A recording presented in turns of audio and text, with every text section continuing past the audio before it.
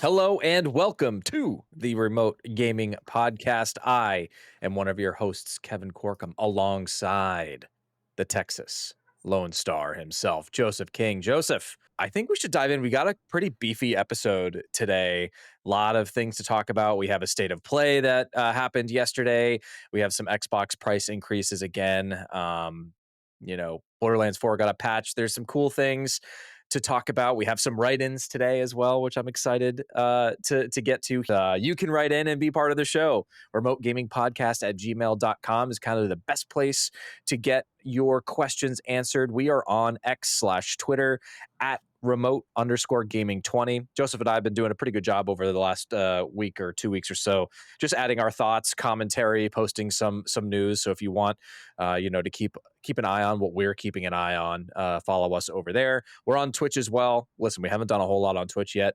Trying to find some time to be able to do that. So that will be coming here in the near future. Let's dive right into questions here. This one comes from Matt. He says, "Sup, nerds. After trying and failing to get through Cyberpunk 2077 for the fifth time, I finally decided to give it up.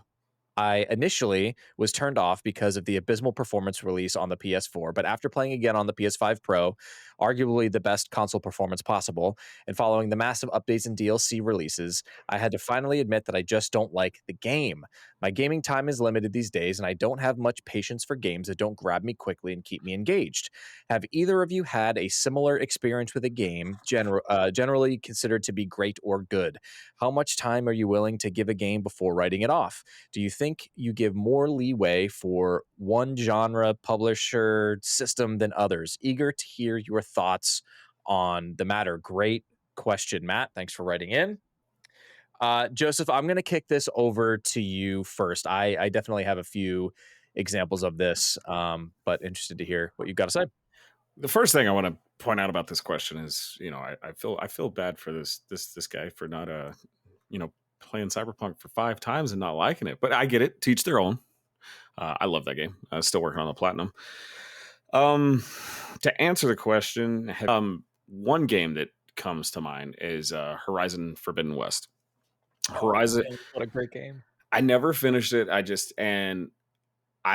like Guerrilla. I've been simping for them to like bring back Killzone or do something other than Horizon, and I liked Horizon Zero Dawn. I really did. And I bought the PC version because I wanted to play it at a better before I got my PS5, and I wanted to play at a higher frame rate and all those things. And I just couldn't play through it again. And that's probably a series that is just not, I don't know, not necessarily not for me, but that would be the one that would stick out. That's like, yeah, I can't get into that. As far as like genres or publishers, I'm always gonna From Software 100%. I'll play anything that they put out. Probably Rockstar. Those studios I'm probably always willing to give, and anything Kojima does, I'd probably always give at least a playthrough. More than anything else. Systems. I mean, obviously, PlayStation's got the library of exclusives that I would like. What about you? What are some games that you just you've tried that just don't grab you? I wouldn't say that the game didn't grab me, but this one's top of mind because Ghost of Yotei is coming out in a few days, and reviews just dropped today, and they're glowing. Like they're 8s, 9s, and 10s. Ghost of Tsushima is a big one for me, a game that I really liked and I think is very, very good that I just can't finish. I've tried 3 or 4 times to finish it. I don't know if it's open world fatigue. I'll talk about that a little bit with Borderlands, but there's something about it. I played a lot of the Legends mode. I played a lot of the multiplayer. I've got a couple buddies that like to play it here in town, so I've jumped on and played with them. I probably played more hours in the multiplayer. Probably played 40 hours multiplayer and only about 20 to 25 in the single player. I don't know. But Matt, I also feel you with Cyberpunk. I still have not finished Cyberpunk. I probably like it more than you like it at this point, but I've started it twice, and I can't seem to get through it as well. I don't know if it's a pacing problem or what. I logged back in after Joseph and I talked about it. It was either last week or the week before. And I'm at a point in the story where it seems to kind of branch open a little bit, where I have a lot of different quest markers that I can go. And it looks like I can kind of choose, kind of obviously it's an RPG, right? But like, choose your own adventure in a way. Like, where do you want to go first? And I started a quest line and I was all going through it and I enjoyed it, and then I just put it down again. I don't know what it is about the game. I think sometimes with these bigger games, and maybe you can write back in next week, Matt, it's like I need to have an extended session, or I need to be able to get into the game for 10 to 15 hours in a short amount of time for it to grab me. So I feel you. I feel you there. If there's how much time do I give a game before writing it off? Depends on the game, but I mean, typically before I put something down, I try to put in at least 15 to 20 hours in. That's like kind of my marker. If it's I mean, I put down things quicker. I mean, I've bought stuff and I've been like, I don't like this at all in like 2 to 3 hours. Usually it's more of a gameplay feel thing to me than it is like a story mode thing. If I'm just not jiving with the gameplay, that's it for me, really. That's gameplay is king for me anyways. I know a lot of people kind of put more emphasis on the story, and it's certain games you can, but for me it's gotta play well. And if I give more leeway to certain publishers, not really. I think I'll always there are genres and publishers that I know like I'm always gonna like the game. That's not Right. really an issue. Like I I know I'm guess gonna that's a better way to put it. Like those people, those publishers that I mentioned, those are like, I know this is going to be something that will appease me.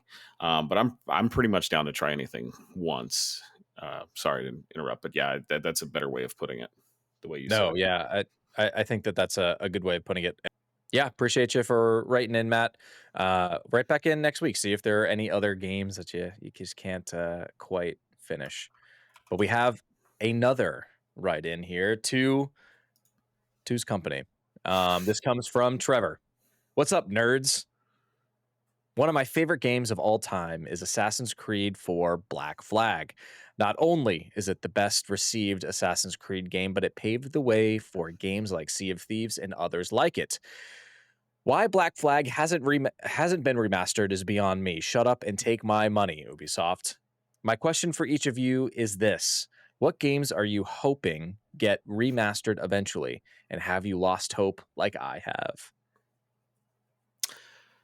Well, Trev, you are in luck. I don't know if you know this, and we appreciate you for listening and being a part of the show and writing in. But they are actually, you're getting your wish. They are remastering Black Flag. It's been rumored to be in reported remake for a while, and it's not even a remaster. It's a complete remake that Ubisoft is doing.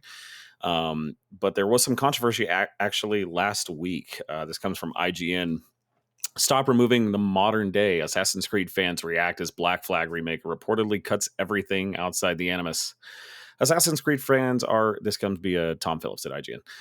Assassin's Creed fans are reacting with disappointment for a new report on Ubisoft's long expected Black Flag remake has stated that the game will no longer contain any modern day gameplay. The report, published by a French outlet, I guess it would be Jux Video, but it's French, so I'm gonna assume it's Jew Video.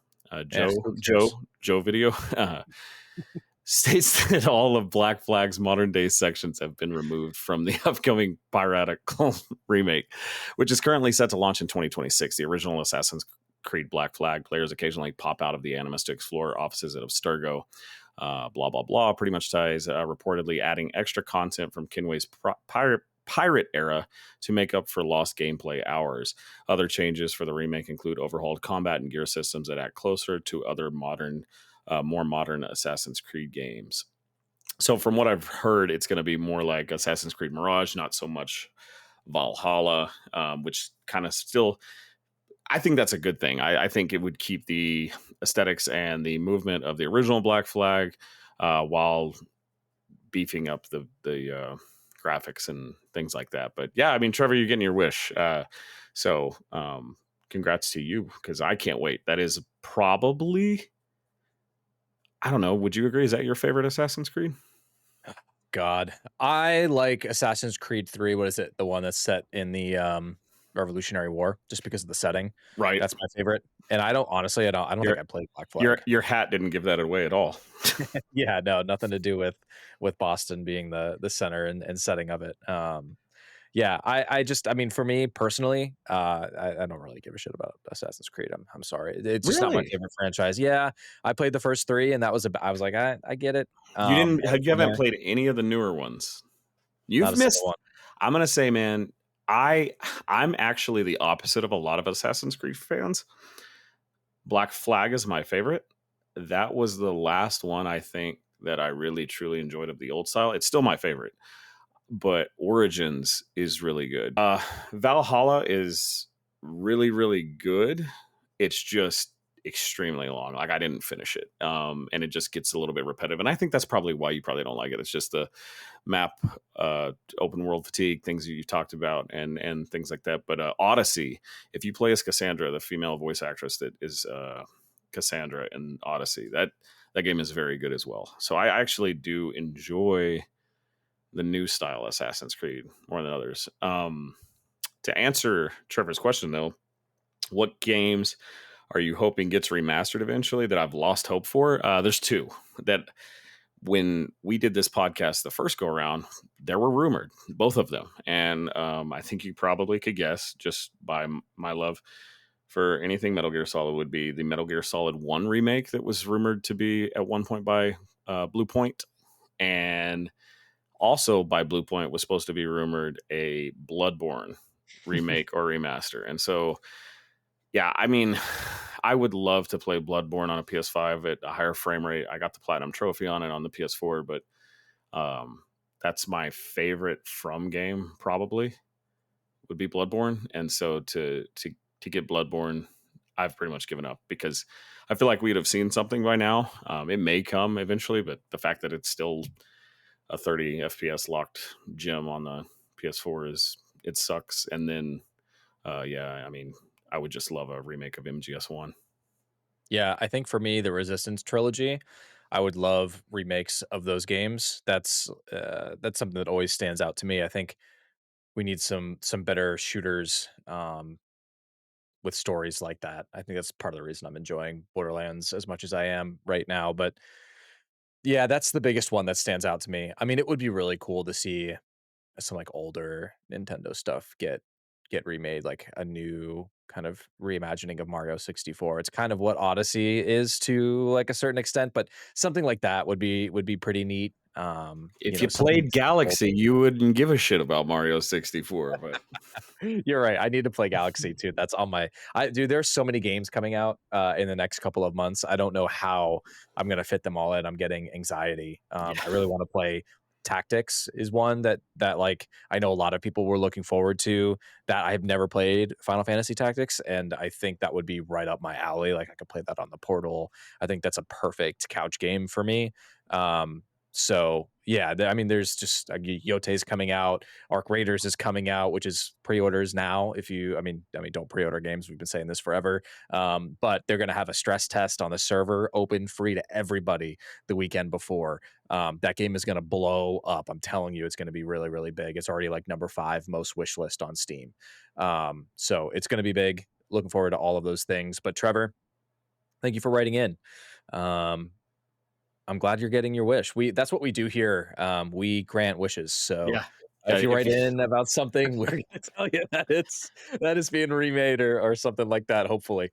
Um, but yeah, you're eating good in the neighborhood. we spoke that into existence. Trevor thought it. We said it, and it exists. If Trevor goes and Googles it, he didn't know that before listening to this podcast that Assassin's Creed Black Flag is being remade. So We make your dreams come true here. Joseph, what have you been playing? What'd you so fucking pull the Wii out for? last week I talked about how I was, taking a break from getting Cyberpunk's platinum trophy and things like that and going through Metal Gear Solid Delta. I've pretty much beaten Delta, and I have it on PC, and I think we talked about this where I just don't give a shit about Steam's achievement. It's not appealing to me. I don't care. And I was chasing the 100% for Delta, and I was like, I have the Master Collection that came out last year. Let's go play Metal Gear Solid 3 Remastered on the Master Collection and get the Platinum, and then come back and play Delta. So I've been playing Metal Gear Solid 3 Snake Eater on the PS5, trophy hunting. I've almost got that done. With my first playthrough, you have to beat the second playthrough. You have to beat it within like 5 hours on extreme difficulty and get the Foxhound ranking. But other than that, I have everything, of all the other trophies.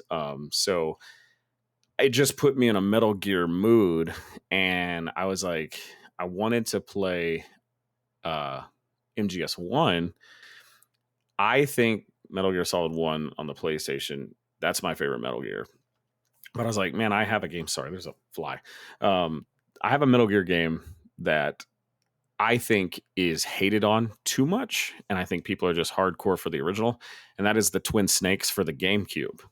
So I have a Wii in storage. For those that don't know, the Wii can play GameCube games. I went and popped it in and started last night, and it's so clunky. It took me forever to get past the first area because I kept getting caught because I'm trying to do the I think if you do no alerts and no kills, you get the big boss rank at the end. I mean, there's no trophies on the Wii or the GameCube, so there's no reason for it. I just wanted to, and so I kept getting caught because the controls are so clunky, and I'd restart. And I finally made it past it, and then I didn't have the memory card slotted all the way in, and it didn't save. So I've got to redo that whole.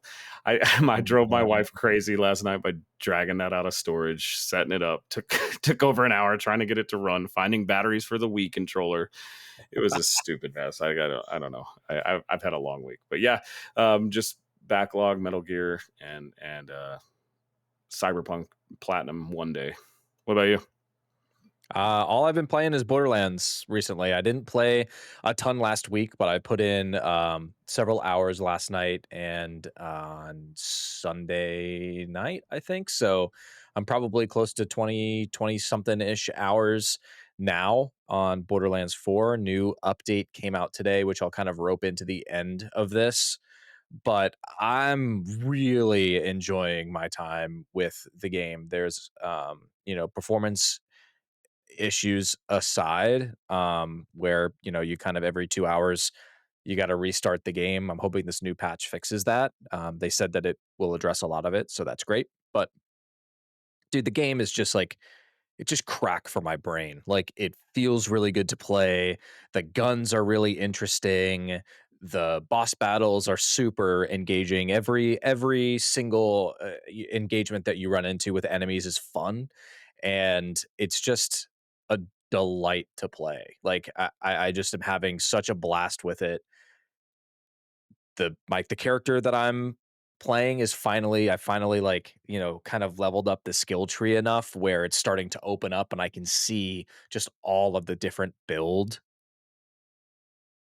like all of the different ways that I could go with my current build and just the amount of variety that there is in the game. Like the way that your class items match up with your weapons and you can run all of these, different mods and the yeah, it just it scratches the right itch. It's a lot of fun and I had a question yeah, real quick on yeah. that.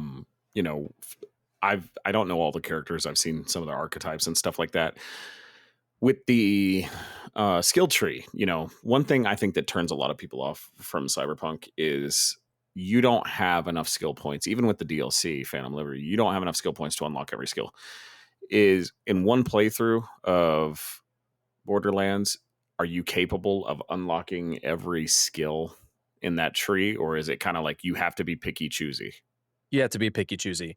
Which I like Um, that. I like that. I yeah. think that makes for a more RPG experience. I don't like when you're just able to just grind and get everything. Yeah. No, you can respec. You can respec as many times as you want. There's a fee for it, but it's not crazy. The game encourages you to respec and try new ways of playing. Like what I'm doing right now is I kind of have these dual axes that I throw, and I just got an ability that like when I throw my cryo axe, right, it freezes enemies on impact, and it will freeze just about any fucking enemy other than like a main boss. So as you're running through, like, you have your higher tier enemies, you can freeze that guy, clear out the rest of these guys, right? And then, continue to freeze them so that you can, it's just a lot of fun. And I spawn little minions, axes, right? And they'll do their thing. It's just, the game is really, really, really engaging and fun to play. And that's like what I care about the most. The story, I saw this critique on Twitter, and I kind of agree. I think they've maybe toned down the Borderlands a little too much with the story. Like, Borderlands should be a little bit kind of goofy, and it's not quite as goofy as the other ones. It's a more serious type story with some funny humor in there. But they could have gone a little bit further with it, I think. Uh, but I got to talk about the performance. I mean, after about 2 hours, you're chugging along at like fucking 30 to 40 FPS, and so you have to shut the game down and open it back up, and then it'll run great. So it is a memory leak It's issue. memory. That It is. that's got to be what the main issue is with Unreal. It's just memory. Yeah. Because we talked about this last week. Delta, it caps at 60, but people with like these beefy, like, I have a decent GPU, but I've seen people with like 5090 saying they're struggling with to maintain 60, and I have everything set at ultra except for a few settings. But I also have, because I do video editing, I have 64 gigabytes of DDR5.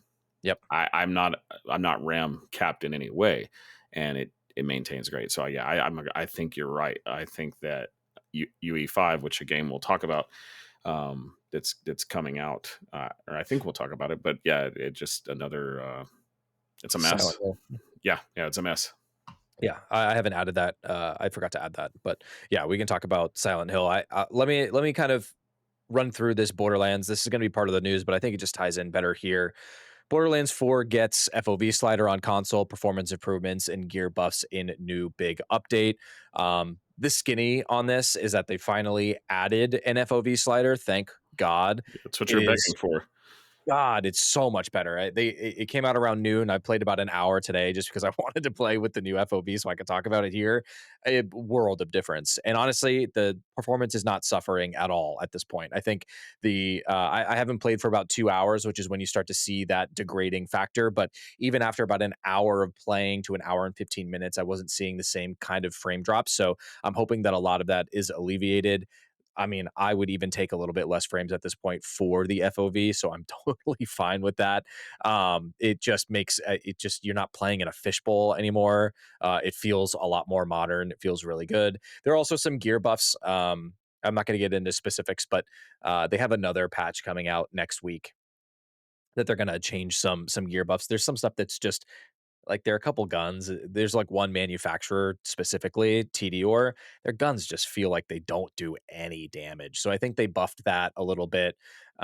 Listen, they have thousands of guns and a lot of different options. So there's going to be some patches here and there to beef things up, to make things a little bit less powerful. And I think the game is in a pretty good state right now. Everything feels pretty fun and viable. How And many how many hours in are you? like 20 to 25, Okay. probably. And I'll probably play a few more tonight. I'm level 22. Yeah, and this is actually, so let me talk about the open world a little bit as well, because I have open world fatigue and all of that, which is 100% still true. I've kind of started mainlining the story at this point, but you do get like a specific currency if you play the side missions that help you. Basically, you get more ammo for your guns, like your magazine capacities are larger, you can carry more um, inventory, right? So your backpack gets bigger. And I've gotten to a point now where I probably need to stop and do some side missions so that I can bolster some of those things back up again. I spent a lot of time in the beginning doing that, thinking I had enough, but you always kind of need more backpack space. So I'll probably spend a little bit more time and do that. I'm just trying to get through the main story. I'm having a really good time with it. There, God, man, some of the places that they're taking you are they just feel a little far from each other. Like I'm spending, 3, 4, 5 minutes traveling from one side of the map to the other side to get to, this new objective, and it's all fine. And like they probably, you can see on the main path that it'll kind of take you through, that they want you to stop and do a couple of these like little fights in between to keep the gameplay interesting. But like they have a speeder bike, and I'm just running there, like I'm just getting there. Like I don't really care about clearing out 7, 8 enemies, I've to heard that's a big complaint, and that's kind of like where it removes from Borderlands 1 and 2. Instead of being these open-ended zones, this is the problem they're running into the open world, that a lot of this feels like Dead Space, not the game, but you know what I mean, like yeah. actual Dead Space. No reason, rhyme or reason to be in it, and so it seems like you're kind of experiencing that same problem, that it's just a lot of things that would, like I had asked you last week. But to kind of build on that, do you think this game would have benefited better being not open world, and probably may have? Do you think it probably would have helped its performance? It definitely would have helped performance. There's no doubt about that. Now, I'm of two minds with the open world on one aspect. I think it's a necessary evolution for the game. On the other hand, like I didn't mind the zones at all. I can understand wanting to do something different, and I think they do it well. Like they don't, it doesn't underwhelm. There's a lot of stuff to find and things to do, but it's just not, for me. The biggest issue is like, and you always had to do this, I guess, even, to their credit, in Borderlands 2 and 3 and 1, like you had to travel a decent amount even between objectives. But I mean, I just have open world fatigue, is really what it is. Like I love open world games, but it's got to be a special one to grab me. I'm hoping Yote does. But that might have to wait. I'm gonna be putting a lot of time into Borderlands. The end game looks really fun, and I barely Yeah, scratched the surface, I feel I like. I didn't realize how not necessarily daunting, but it does. Like I love. Don't get me wrong. Uh, opposite of our right in Matt, I love Cyberpunk 2077, but the open world fatigue does get to you a little bit, because I am trophy chasing, and I needed a break from it. And it's I don't know, maybe it's when we get into our games from 2006 to 2010 here later, maybe that's where my realm is these games that weren't like that. And that's just you, it is a thing. And is it that formula? What is it about open world fatigue? What do you think that what's the reason for that? I think I think it demands a lot of the player.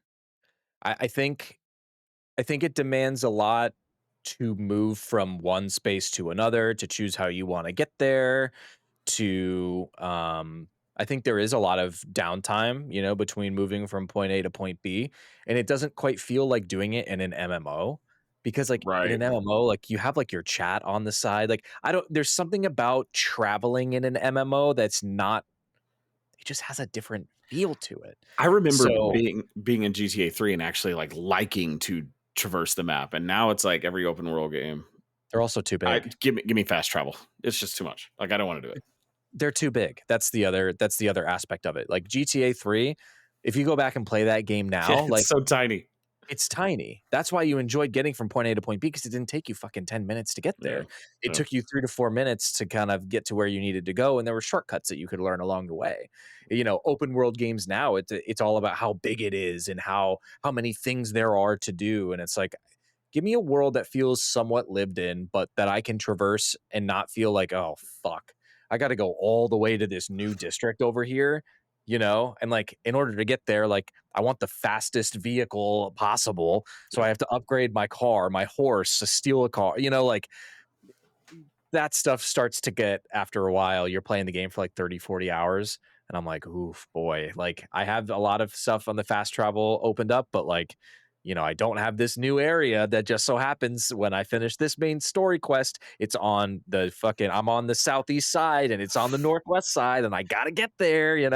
Death Stranding 2 was incredibly guilty of that. There's a part you're like 40 hours in, and then all of a sudden, I'm not going to spoil anything, but like the fast travel mechanic just stops working, and Oh, you don't get a vehicle, and you have to literally go from coast to coast, and you're just, and that's the point of the first game, right? You didn't have all this luxury, and it's almost like, yeah, I built on this, and I'm going to make this a little bit easier for you, but you're still going to have to do what I wanted you to do. And yeah, I think it's part of like devs respecting the player's time.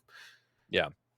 So But there are people who love it, so I mean, who am I to say? Like I'm probably in a minority to an extent, but that's Borderlands. I'll put a pin on it for now. I'll probably pick up something else between then and the next time we talk. Maybe I think Tactics is coming out on the Switch. That might be a really good Switch game. yeah, you got Tactics very soon. I mean, for me, my next game, we're sitting here about 2 weeks away, and we'll talk about it because it's in the one of the things we're going to talk about. But Battlefield 6 is next for me. Oh my God, there are too many games, Joseph. There are too many fucking games. But Yep. yeah, there was a state of play. This happened yesterday, Wednesday, September 24th. Now, these state of plays, I've always tried to temper my expectations on these. Like they're not huge, releases, but this one I thought was pretty solid. We're going to go not in release order. I'm taking this from the official PlayStation blog.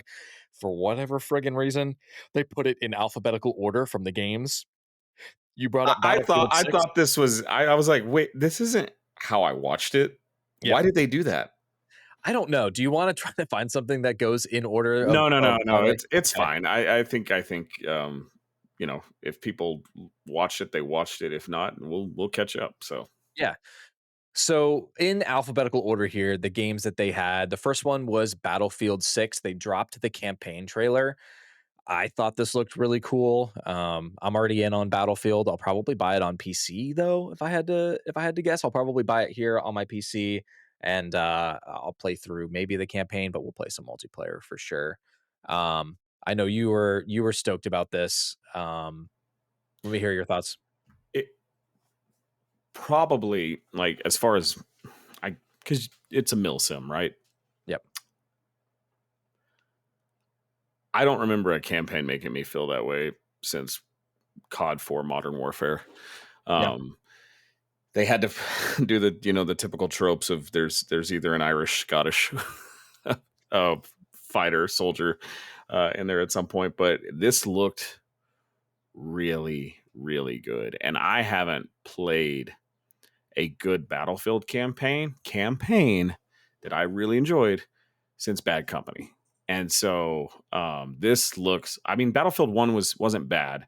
That was probably the second best, but this looks. There were set pieces in this campaign that looked like something out of a damn Michael Bay film.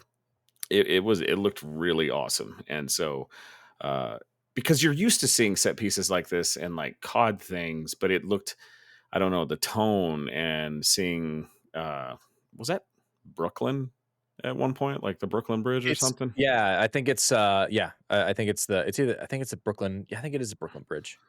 Uh, or the Verrazano, I don't know. It was one of it was something in a New Pull it York up. harbor. But just the spectacle of what this campaign, it felt like very rarely in these types of games do I ever give a shit about the campaign. I skipped a couple of the Modern Warfare campaigns to only come back to them later, and I was like, yeah, there's a reason I skipped that. I want to play this before I play multiplayer. This looks really, really good, and so I was excited about it. Yeah, I will. I don't know if I will play it before I play multiplayer. I kind of play those games for multiplayer, but if it's good and reviews are good, I probably will drop in and see. How long do you think this thing is going to be? I'm sure it's short. I would be highly surprised if it's. I bet money a completionist run would be around the 10 to 13 hour mark. Most like they didn't put their money into that part of it, but they put enough effort into it to have it. So they know where their bread and butter is, and also for the simple fact that they're also building a um, battle royale. I just don't see the assets being used too much on this campaign. I was just surprised because of what we saw in the alpha. We knew there's a BR. To have a campaign was awesome for the simple fact of that alone. And then to be as good as it looks, like I would say probably 8 to 10 hours, I bet. I hope so. Yeah, that I think is the right answer. So I'm hoping that that is the case. The next game that we're talking about here, though, So I watched the State of Play live. Joseph was working, and I was watching it thinking, "Oh my god, Joseph is going to fucking love this game." It's called Chronoscript: The Endless End. It is a 2D action adventure game from Deskworks Inc. in collaboration with Shusha Games. Shusha Games. Quote me on that and my pronunciation for sure. This is they said it was like a pen, like instead of like a hand drawn, it was like a pen drawn art style 2D side scroller. It looks really, really good. And this is, probably a game I won't play unless I pick it up on sale. But I know that you're gonna love this game, Joseph. I mean, I'm a sucker for a good looking Metroidvania that like has any kind of like, I don't know. It's almost like Pentiment meets uh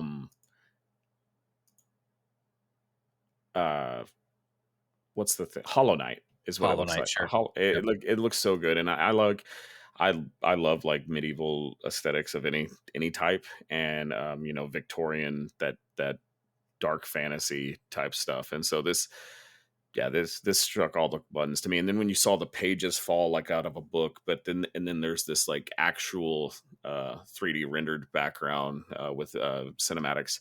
Never really. I've looked up this DeskWorks games, and there's two games. RPG Time, I think, is their most Mhm. popular. That was something that was made by them. That was recent 2022, and then they're making some sort of like, I think, mobile MMO light or something like that. But this looks really good. Granted, I'm probably not going to spend. I don't even think you could get me to spend $40 on this thing. So if it's 40 or above, I'm probably going to be like you and wait for a sale. Just because I don't know. Like I feel like you have to spend money on something you trust, and especially in this day and age when, like you said, there's too many games. I'm not going to go out of my way, at least for sure, until I know the reviews say it's good, and then B, does the price to entry uh, feed the return? Yeah.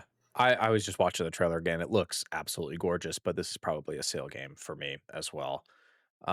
Next game that was announced or released, it was just a release date confirmation, is Code Vein 2.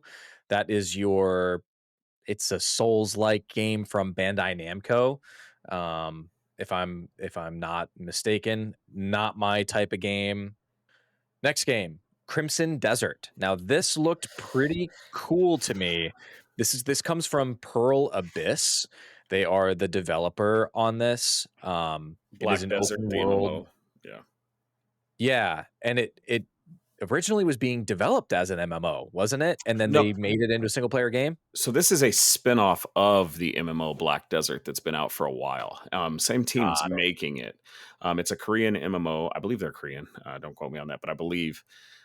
Yeah, Black Desert's been out for a long time on PC, and then came to console of, like, I want to say in 2022, maybe. I may be wrong about that too, but yeah, this is a spin-off single player game, and I wanted to get your thoughts on this. What have you seen? I've been following this game for several years. This got revealed, God, I want to say 2021. And what are your thoughts on it? I think it looks really cool, man. Had you seen anything before this? I probably have. Like, I'll be honest, it looks a little generic, right? So I'm sure I have seen it. But the trailer yesterday definitely got me more excited. Just because it's coming out. It's what is it, March? It's Yeah. March of 2026. So it's almost here. What? So I am like 100%. This is a game that is on my March radar. 19th. Just this is a game that's on my radar because it's something that I feel this is either going to be utterly like Witcher levels good, or trash. They lied to us. This is full of shit.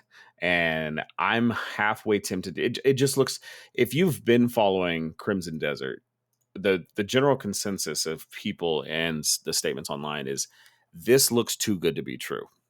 It's high quality graphics. It's like Witcher meets Breath of the Wild with Game of Thrones type story, and so it's wild. Like there's so much stuff to do in this game, and I when I saw the gameplay of it, I'm like, there's no way that this is on a PS5 base. I feel like this is PC footage that we've seen earlier this summer in July. They had a big reveal at Summer Games Fest, and I don't know, man. I'm very skeptical about this game. This is a game I have my eye on, but this is a buyer beware to me, and wait for Digital Foundry to do their review. Yeah, I mean that's a good point. It definitely is PC footage. You got to think. Well, I mean, was that the? Did it say? Let me see if That's what I'm doing. I'm going through the end of the trailer here. I don't sometimes see it says, "Oh, captured on there. PS5." Wait, there it is, right there. Actual. My bad. It's about 10 seconds in. Actual in-game and gameplay footage captured on PS5 Pro. So now Okay. I'm kind of going through some of these gameplay parts. It's looks like a flawless 60 at probably 1440-ish or some sort of 4K upscaling.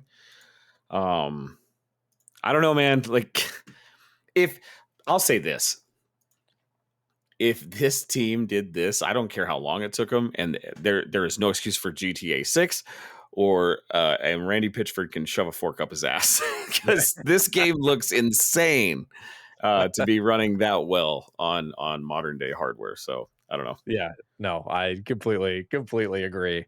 Borderlands has no reason to run the way that it does. And the next game was Deus Ex Remastered. This was a surprise. It comes out on February 5th on PS5. This is one that I'm definitely interested in. It looks, I mean, it looks like the old version remaster. It's just, yeah, I don't know. This looks fun to me. Like, I think I'm gonna play it for sure. What Did do you you ever think? play Deus Ex? No, I didn't. It's I such a did good not. game. Like, so Mankind Divided was it. I didn't hate it, but I was like, the first Deus Ex is good. Is really good. I don't know, man. Like, this is the most. I mean, because it does look great, right? But it It looks. does. I've never seen something remastered and look exactly the same. Like when people are like, "Oh, that's how I imagined it looked back then." This is 100% that. It's kind of like the System Shock, but like I don't know. This looks awesome. I'm all over this. My old ass is gonna love this.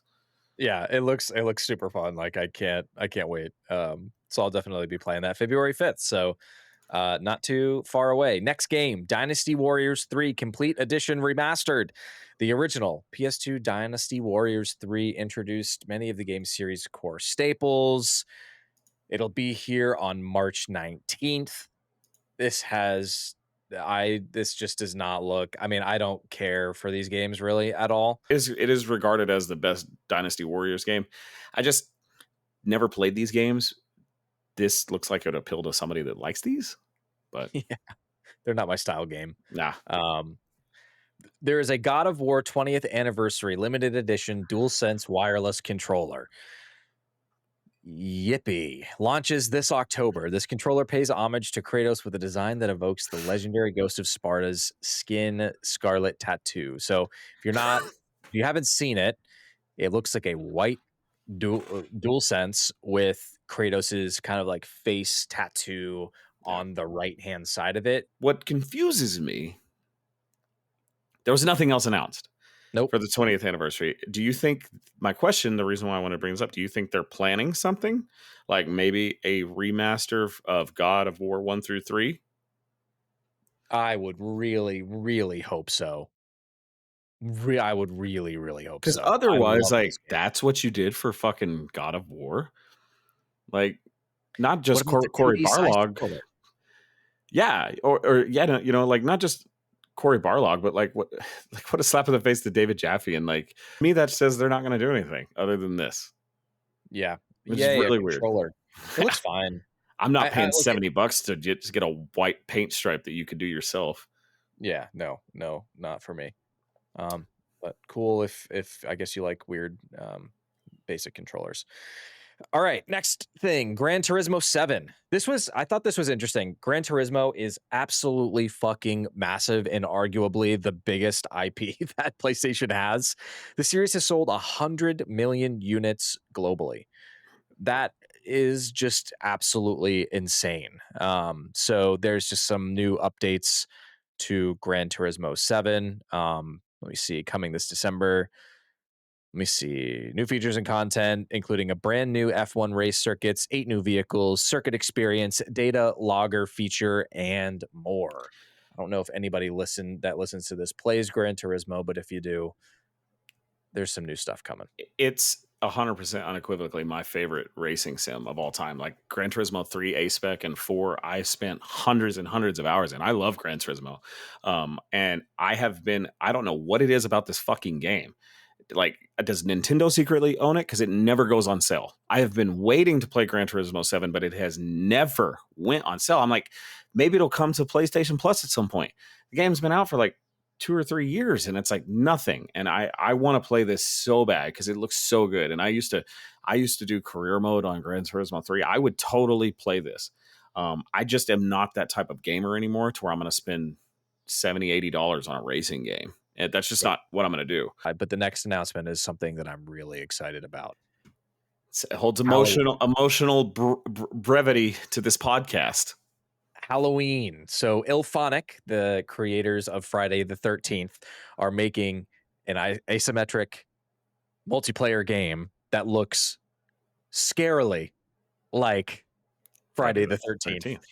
But with Halloween and Michael Myers. This looked fucking awesome. I texted Joseph right away. I was like, "Are you watching this state of play right now?" He said no. And I was waiting for him to watch it to shoot me a text.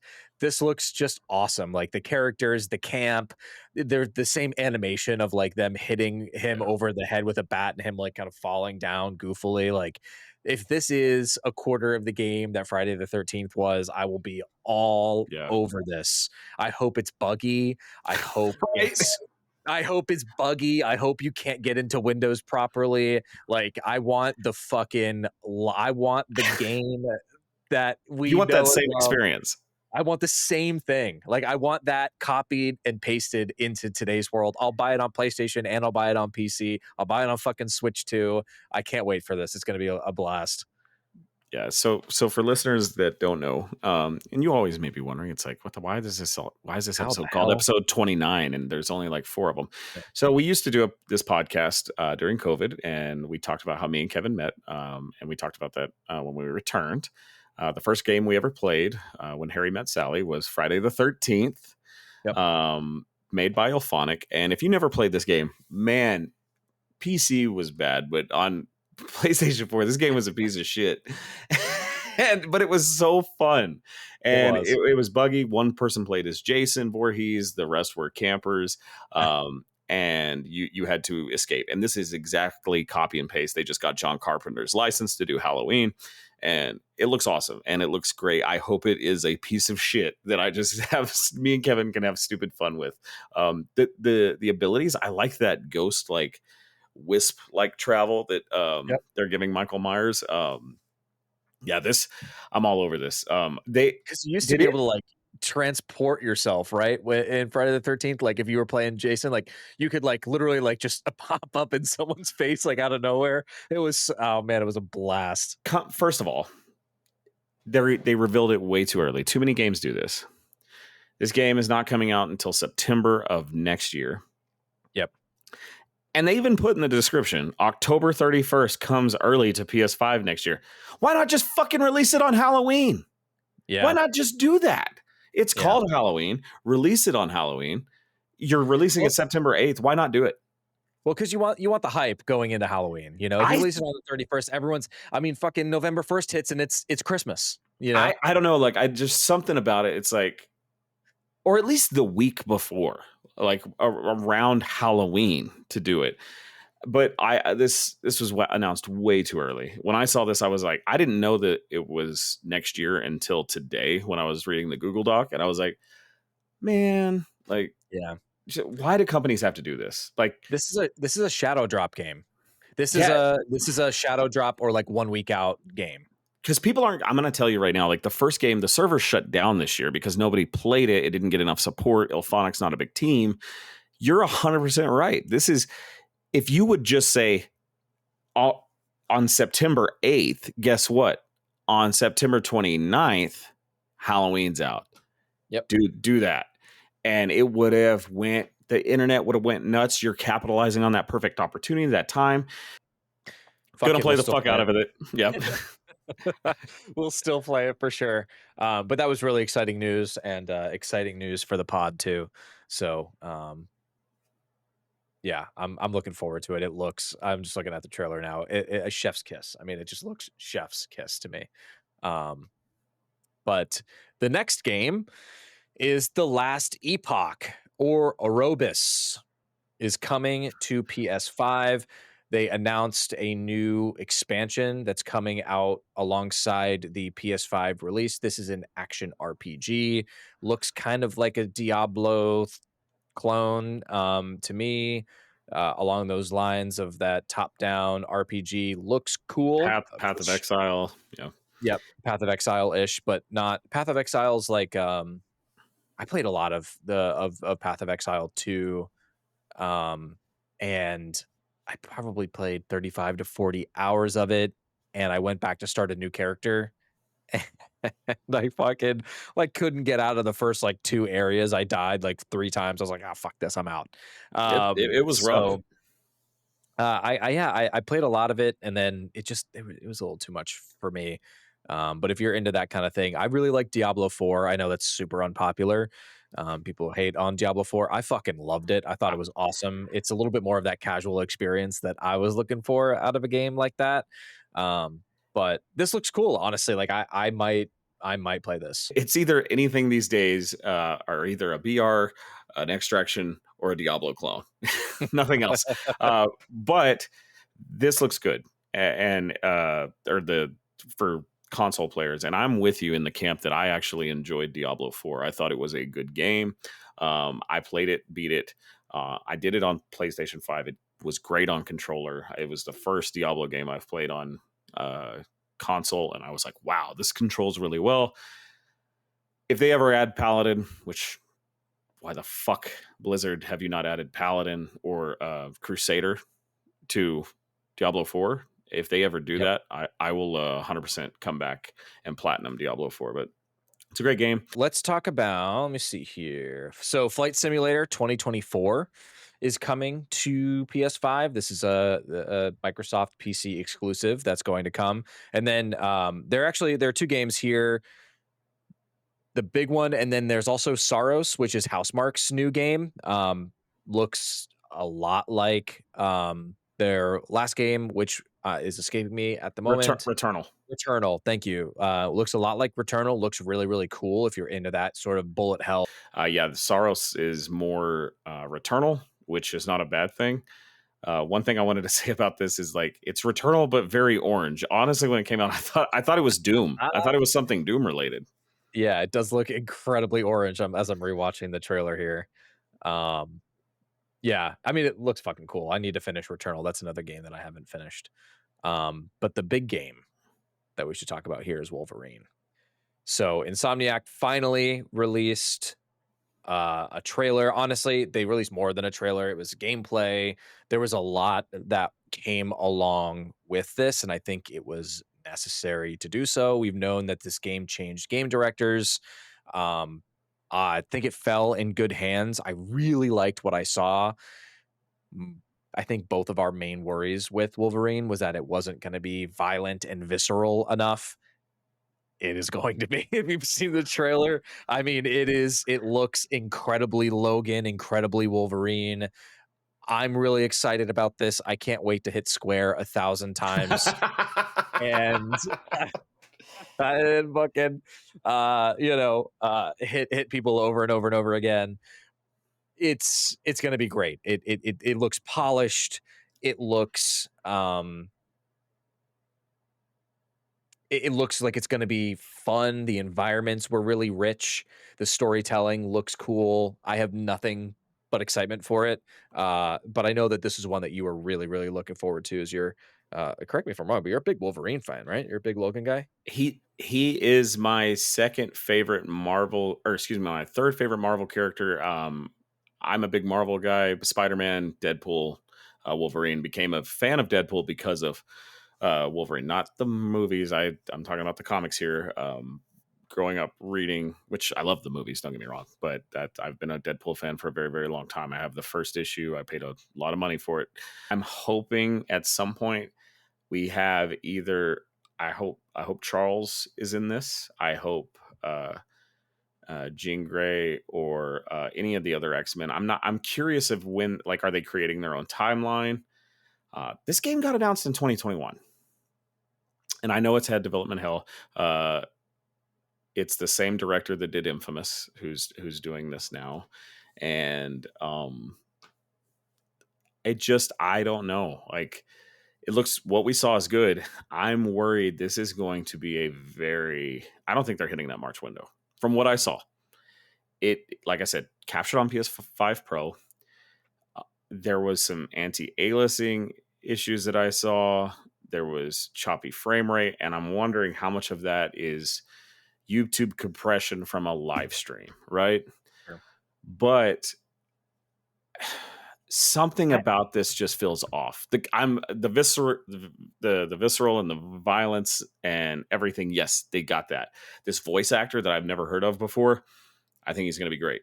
I love that they have the yellow suit. I kind of wish they would have not revealed that until in game, because like that was like the big thing. Like they would have benefited because Deadpool, we asked for that, and they revealed it and they gave it away in a trailer, and it's like, you shouldn't have revealed this. You should have kept him in the jacket, because if players got that in game, it would have been more. I think it would have been more hype around it. But I don't know. I'm skeptical.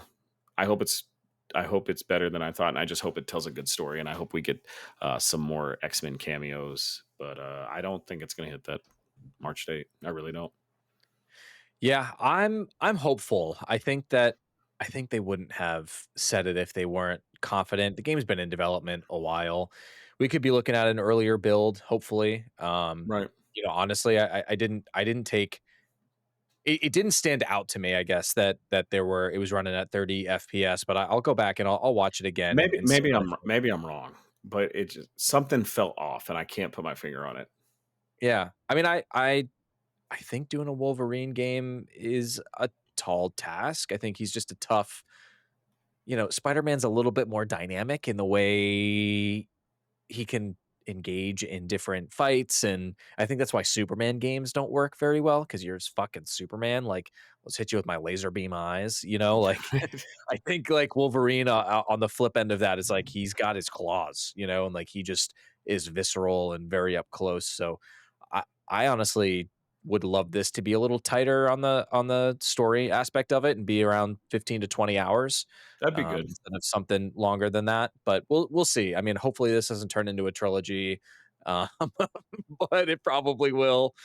But that kind of concludes the state of play. There's they said that there are going to be some PC wireless speakers, which looked kind of cool, honestly. I wanted to Sonic get your was opinions. Are you going to get those? I think I'm actually into that. PlayStation always releases weird peripherals. That's one that I'm like, I kind of want those. if the price point is right, I definitely will probably buy them. For I don't have a set of speakers for my But you PC. you have a sound bar though, right? That you play. I do. Yeah, Okay. I've got a Sonos sound bar that I play downstairs See, on. Yeah. I don't, and the thing that sucks, and I'll probably just get I skimped on my motherboard, so I don't have Bluetooth on my PC, so I'll get an adapter. But when they said that this will have simultaneous, because my PC and PS5 are right next to each other, when they said this will have simultaneous, I was like, oh, 100% buying this, because my I'm speakers suck. The audio quality on them is going to be great too. And you can use them with your portal, which I thought was really That interesting. was unexpected, but I So guess and they being Bluetooth is kind of obvious, right? Yeah, like you could like take them off of their chargers, and like if I was playing my portal, I could take them off and bring them into my room. You know what I mean? And Yeah. play laying in bed on that. I mean, I don't know. They're just kind of neat, and I'm a sucker for a Sony peripheral. Well, I really I like peripherals that it's like there's no wires whatsoever. They're completely Bluetooth. They're chargeable. Like Yep. the less cable space management, man. Yeah. As soon as I saw these, I'm like, yep, I want that. I want it. Yeah. Yeah. And I feel like people thought it was gimmicky, but I liked it. I agree. I think they're cool. But that concludes the state of play. One last thing. Sorry. I'm just pissed off. Real quick. Sorry, I didn't see it till the very end, and I know I said to skip, and that's my fault. Fuck you, Capcom. Fuck you. Like, I've waited for Mega Man 12, Legends 3, Mega Man X, and you're like, we're gonna give you Mega Man and Proto Man in a Sonic racing game. Like, I'm like, who's the like Splinter Cell, right? Like, Yeah. they put Ubisoft's put him in everything but a new Splinter Cell game. That's how I feel about Mega Man. Rainbow Six Siege. Yeah, I've heard really good things about Sonic Racing. I'm not going to buy it because it's a Sonic game, but I don't know why, but I was just like I could just not associating you with politics or anyway, but it's like like it doesn't matter if you're left or right, but like just imagine some politicians and we support the only blue hedgehog that matters. Like, it's just I'm not buying it because it's a Sonic game. I got burnt on too many Sonic games as a kid. I'm good. There's too many shitty ones. I've heard it's a great kart racer. To be fair, I've been playing Mario Kart World. I probably should have put that in as well. Game's fucking great. The maps are just awesome. Like it's just it's a great kart racer if you like kart racers. So it's not really a reason to buy a Switch 2. Don't go buy it for that. But when you do, it's there and you'll have a lot of fun with it. You know somebody did though. Wasn't that the game that was what was bundled with it, right? Yeah, that was the launch game. Yeah. It's great, but it's not worth buying a Switch for. Mario Kart 8 is also very good. All right, we were talking shit about or I was really talking shit about the game key cards and about how they're not doing physical. We talked about this for a while. Well, something that I don't think either of us really thought about at the time. I just thought this was interesting. I wanted to throw it in. Final Fantasy VII Remake Director. Players should accept Switch 2 game key cards because the issue is speed, not cost. This comes from Video Games Chronicle. Final Fantasy VII Remake Intergrade is releasing on Nintendo Switch 2 on January 22nd, 2026, but some fans were disappointed to see that the physical version will be a game keycard. Game keycards are cartridges that still require the game to be downloaded from the Switch 2 online store before they can be played. The cartridge doesn't contain the game data. Rather, it is simply a key that enables a download. While game key cards have benefits over code and box releases, blah, blah, blah. The long short of it here is that they're aware of the concern, but explain that while some players believe game key cards are used by publishers to save money on cheaper carts or get more than 64 gigabytes of storage, the main reason is they're being used is because of the speed limitations of having the full game on a cartridge. Now, this makes total sense. So I get that from a speed perspective, but sad that they're not here, but that makes a lot of sense. And honestly, I might get Final Fantasy VII Remake again on the Switch just to play it there. I saw a tweet. People were saying that it was running pretty good. Okay. Why? Sell me why. Like, you own it. Do you have it on PS5? I do, yeah. So tell me what. I never finished it. I double dip a lot. From the end. I double dip a lot, but this was I see Switch people Switch people. I see people that are fans of the Nintendo Switch. Like you had said, Cyberpunk. You were like, maybe I'll play this on Switch. And I'm like, but why? You have a PC and a PS5. Okay. I like handhelds, and I like playing the game portably. And I mean, that's why I love my Portal so much, right? I mean, technically I could play it on my Portal. Am I traveling a lot now? No, not really. But I like the Switch, and I think it'll run pretty good on there. And there's something about running it natively and not streaming it. And I never finished. I got like 10 hours from the end, and I burnt out on it. That's another, I guess, to Matt's point, right? That's another game I just kind of burnt out on. I don't know why. I loved it. It came Fair out, was enough. it 2020? Was it 2020 that Yeah. game came out, or 2021? I think it was 21. I'll say this about remake or remake integrate. I'm gonna be in the minority. I like it better than Rebirth. And Interesting. I think it goes back to what we talked about last week, and being I'm a sucker for atmosphere.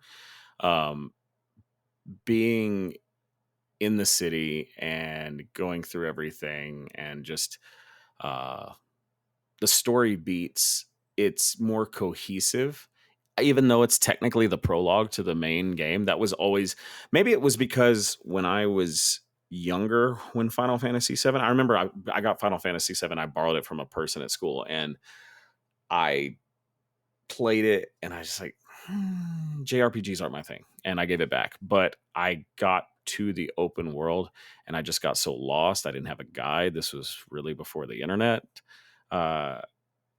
And not before the internet, but before like guides and things were popular in videos. Maybe that's why. But to me, I like remake better than Rebirth.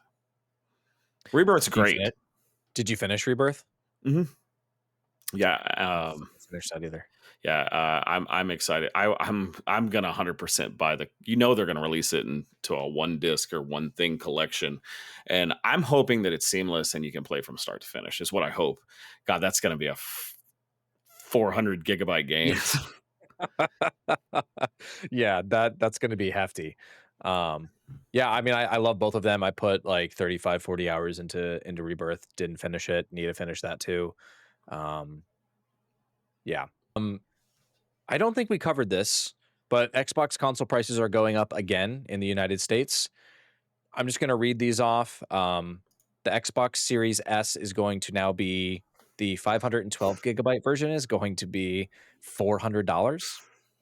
The 1 terabyte version of the Series S is going to be $449.99. Xbox Series X digital is moving to $600, $599.99. The disc version is going to be $649.99. And the Xbox Series X limited edition 2 terabyte Galaxy is going for $799. Wow. So, first of all, have you ever heard of that edition before this? No. Never have I ever heard of this 2 terabyte Galaxy Edition Series X. I follow everything gaming. Never heard of that version. They've probably sold 10. Did you notice this was 100% a week after, right? Sony talked about, or the news broke about their price increase. Look at the Xbox Series X base. It's $100 cheaper than the PS5 Pro. Bro, ain't nobody buying your Xbox. Especially like, and that was kind of like what I wanted to touch on with the state of play. Another Microsoft game comes to PlayStation in Flight Simulator, a game that has historically only been Microsoft. Like that's huge to me. That it's just crazy to me that like you're increasing the price of your box and then putting all of your games on Sony slowly. You're not helping yourself. And I get it. Maybe this is we have to do it because of the tariff thing. Maybe. But the fact of alone that this right here being $100 cheaper and technically $50 cheaper than a PS5 tells me that companies are still at the whim of what they want to do. They're still dictating what they want. Because they're like, well, at least it's going to be $50 cheaper than the base, right? And $100 cheaper than the Pro. It's not going to move units, and this is just too little, too late to me. This is odd. It's like you said, the Series S split the player base. I don't see. I get why it's a financial thing. They're probably being forced to increase it, and they probably did want to match Sony, but they were that. I think this just kind of proves that there's very, very, very, very, very small amounts of Xbox Series X's in the wild. Has to be. Absolutely. Yeah. I think, I mean, we live in crazy times, obviously, but it's crazy to me that the cheapest PlayStation 5 and the cheapest Xbox Series S and X that you could buy Launch. was at launch. Yeah. I mean, it's just, This is no one's buying an Xbox now. Who the fuck is going to buy an Xbox at those prices? Yeah, this is just telling to me that if they're doing the exact same thing a week later that Sony did, but it's $50 less than a base PS5 and $100 less than a PS5 Pro, they're trying to increase sale numbers, and it's like you said, they split the player base, and I think it really. I think if you read between the lines without saying it, it 100% means Series S was the most popular selling Xbox console by probably a very wide margin, and yeah. It's a compare though. They don't release their numbers, but I mean, I wanted to see Series X to 360. I bet it's just huge. Yeah, I can't imagine. All right. This will be the second installment of our favorite games. We are tracking our favorite games from 2000 all the way through to 2025. Honestly, Joseph, we can probably try to line this up with Game of the Year, even right for 2025. Like we could. That should be the last episode. You know what I mean? Like, it's about the time that we do that. Whenever 2025 hits, we will just say, let's just kind of both pick the same one and say, or maybe not, and say which one's our Game of the Year. But we're doing 2006 to 2010. Kevin, I think, hit puberty by this point, so this is good. We're getting into some mature games. Yeah, definitely. There's this was I guess this will be fun. I'll talk about these years of gaming just from, from a high level, right? Of where I was. I played PS2 a lot. That was my main my daily driver, if you will. Yeah, send me in the. Let's set this up both for us. What's 2006 to 2010? Sixth grade. Where were you? Sixth grade. Yeah, okay. I was in sixth grade. So my like grades line up with the years. So this is 2006 is sixth grade for me. Seventh grade, eighth grade, ninth. And you'll see there's a game on here that I did not play at the time that I've actually played within the last like 2 years that I have on here, but it's just my favorite game from there. So I added it. And two games in my favorite game series of all time came out in this window. So I was eating good in the neighborhood. It might be a little bit redundant, but I want to talk about both of these games. But this was a time where I was playing a decent amount. I played a lot of games. I owned a lot of games. My parents were obviously very nice to me and bought me, hi mom, if you're watching this, bought me games that I wanted to play.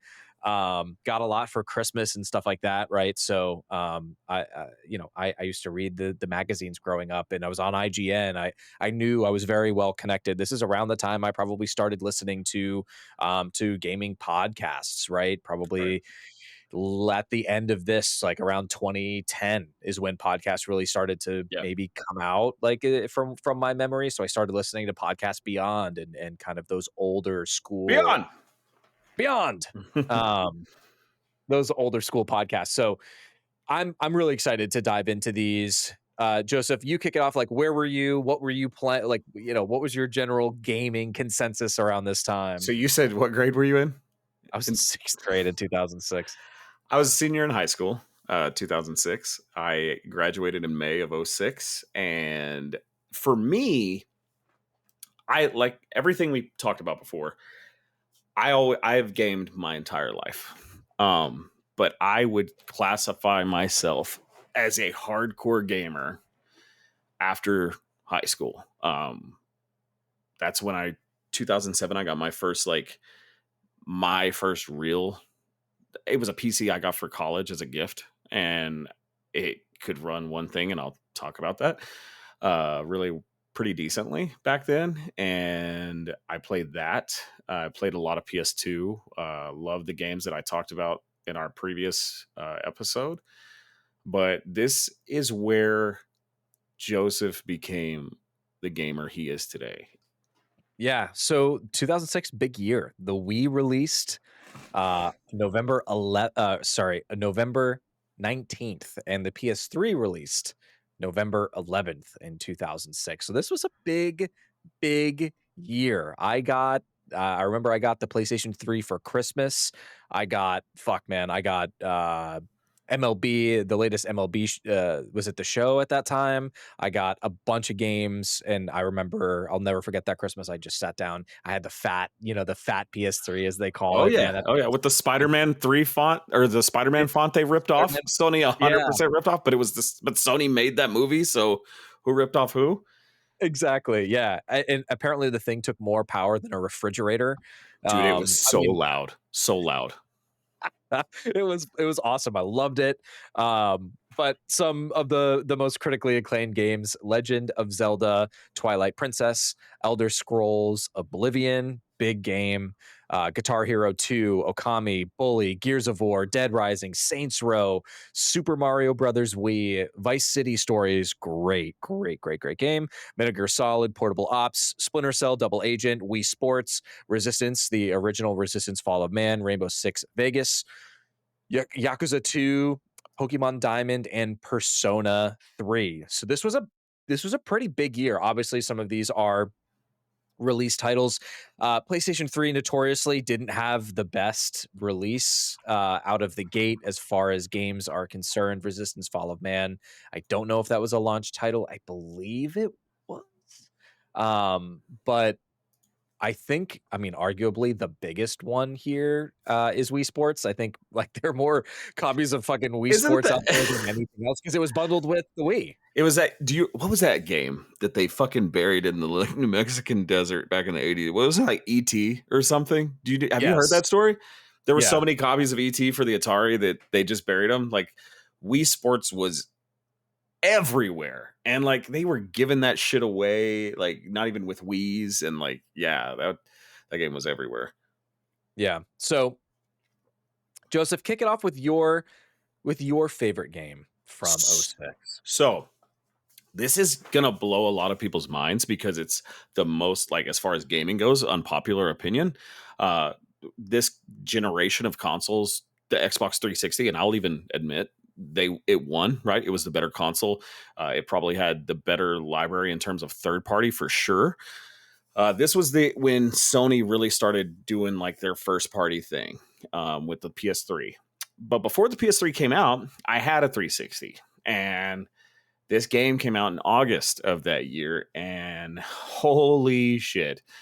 So I just got back from a bachelor party with three of my very closest friends that I met while working at a grocery store. They all moved to this town to come to college, and we all became friends, and they all played games, and we spent hours, years probably wasted in one year alone between the four of us playing Gears of War on the Xbox 360, whether it was the multiplayer or horde mode. Man, dude, just, and I remember playing, to me, like when I first played that game and Marcus Phoenix is in the jail cell, and I was like, it was just so much like, and I can't tell you today who the voice actor is, but it was just the, it reminded me of David Hayter playing Solid Snake and just the grittiness of Marcus Phoenix. And like, to me, I said last week, I understand why Halo is revered. To me, Gears, and I've read the extended universe, just, I love this game. And I played so much of it. And so in 2006, there's a ton of great games here. I bought Vice City Stories later I think it came to the PS2 like a year or a few months later, and I did play it on that. I like that a lot. Oblivion, I played on PS3, and like a lot of Bethesda games on PS3 was Awful. not a fun experience. So I really missed out. I should have got that on 360, but I was such a PS3 fan when it did come out. A lot of these games, even Resistance, didn't play it until later in life, and missed out on that. But yeah, Gears of War, that was my jam. What about you? Well, this is the year God damn that it. Kingdom Hearts 2 was released in North America, and I had to put it in here. I honestly, it was between this and Guitar Hero 2 and Wii Sports.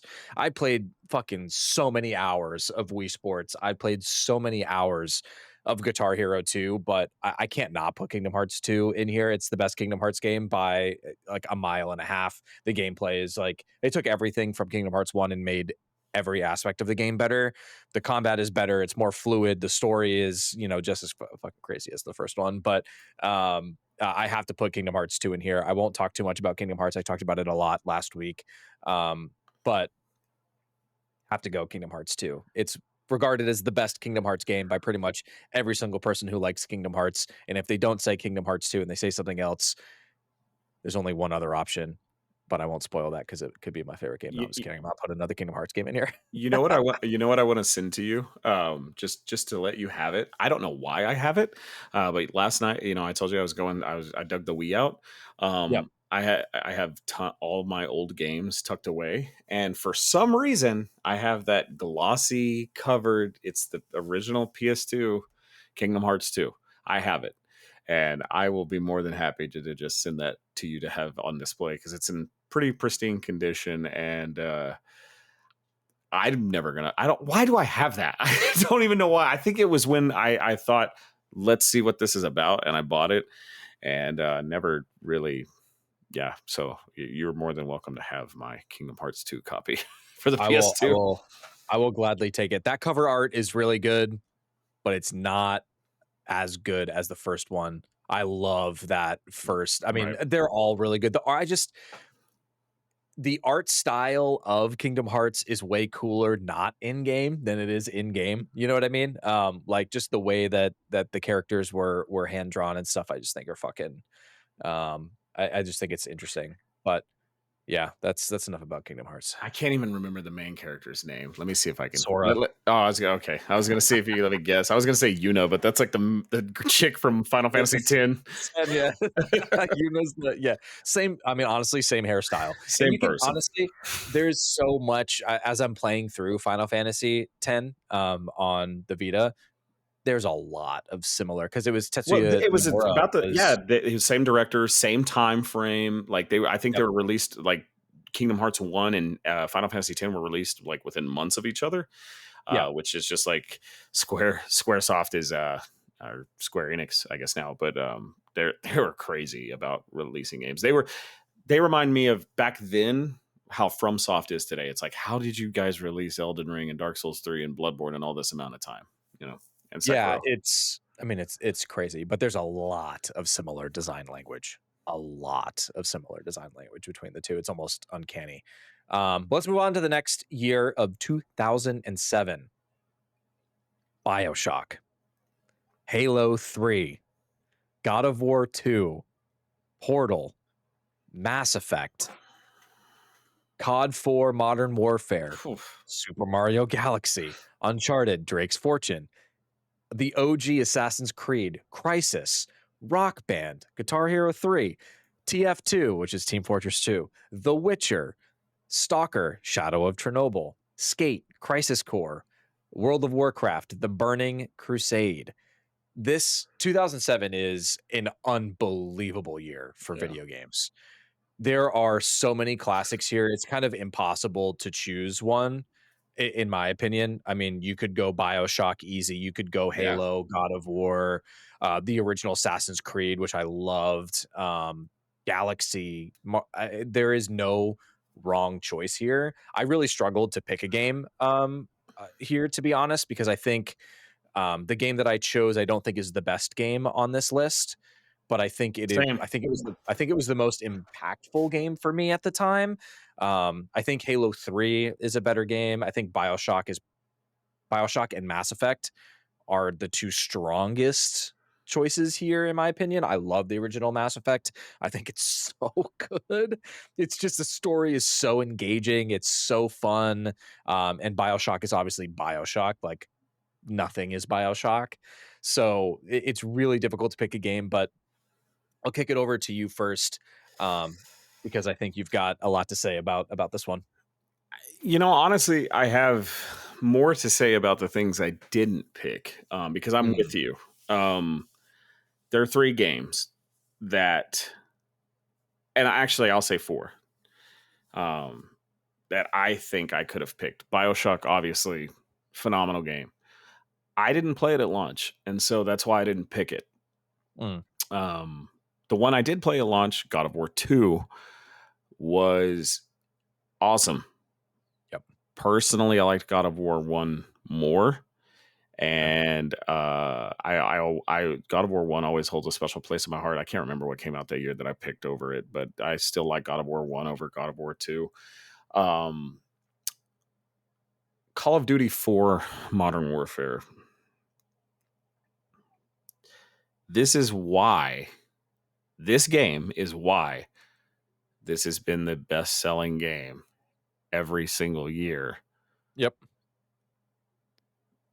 After this game, They're just trying to chase this. They've always tried to chase this, and a lot of people liked Modern Warfare 2 a lot more because it just kind of built on what this was. But dude, that mission, I can't remember the name of it, but where you're sneaking through Chernobyl in the ghillie suit to snipe the guy, the story was great. And then they added, what's this, multiplayer? It's going to be the most popular multiplayer FPS of all time. And I've spent so many hours with COD 4. It's my favorite Call of Duty. Mass Effect. I'm a Fem Shep for life. I think, obviously, being a Metal Gear Solid fan, Jennifer Hale is the voice actress for Fem Shep, and she's also the voice of Naomi in the Metal Gear Solid franchise. And so I gravitated towards her, and I honestly think her voice actress does a better job than Mel Shepherd, better actor. And she to me, Shepherd is Fem Shep, always. I've always loved Jennifer Hale's voice acting. She's so much. If you've never played Mass Effect as female Shepherd, go play it, and that voice actress just destroys the male version. She delivers the lines better. The romance scenes are more interesting. She's just more talented, and that's what I liked. However, 2007 got that PC I was talking about for college. It's crazy that I'm picking DLC as my favorite game, but this introduced me to World of Warcraft. I think, to be fair, I really do think I started a little bit. I said last week, and then I really started thinking about it. I did have vanilla first, because I remember having the brown box with the dwarf and the elf on the front and the 4 discs and installing. Classic. It was late 2006. Or 2006. Yeah, it was late 2006 when I started playing WoW, but TBC wasn't out yet. I was getting ready. I had friends at work, same group of friends that I talk about I played Gears with.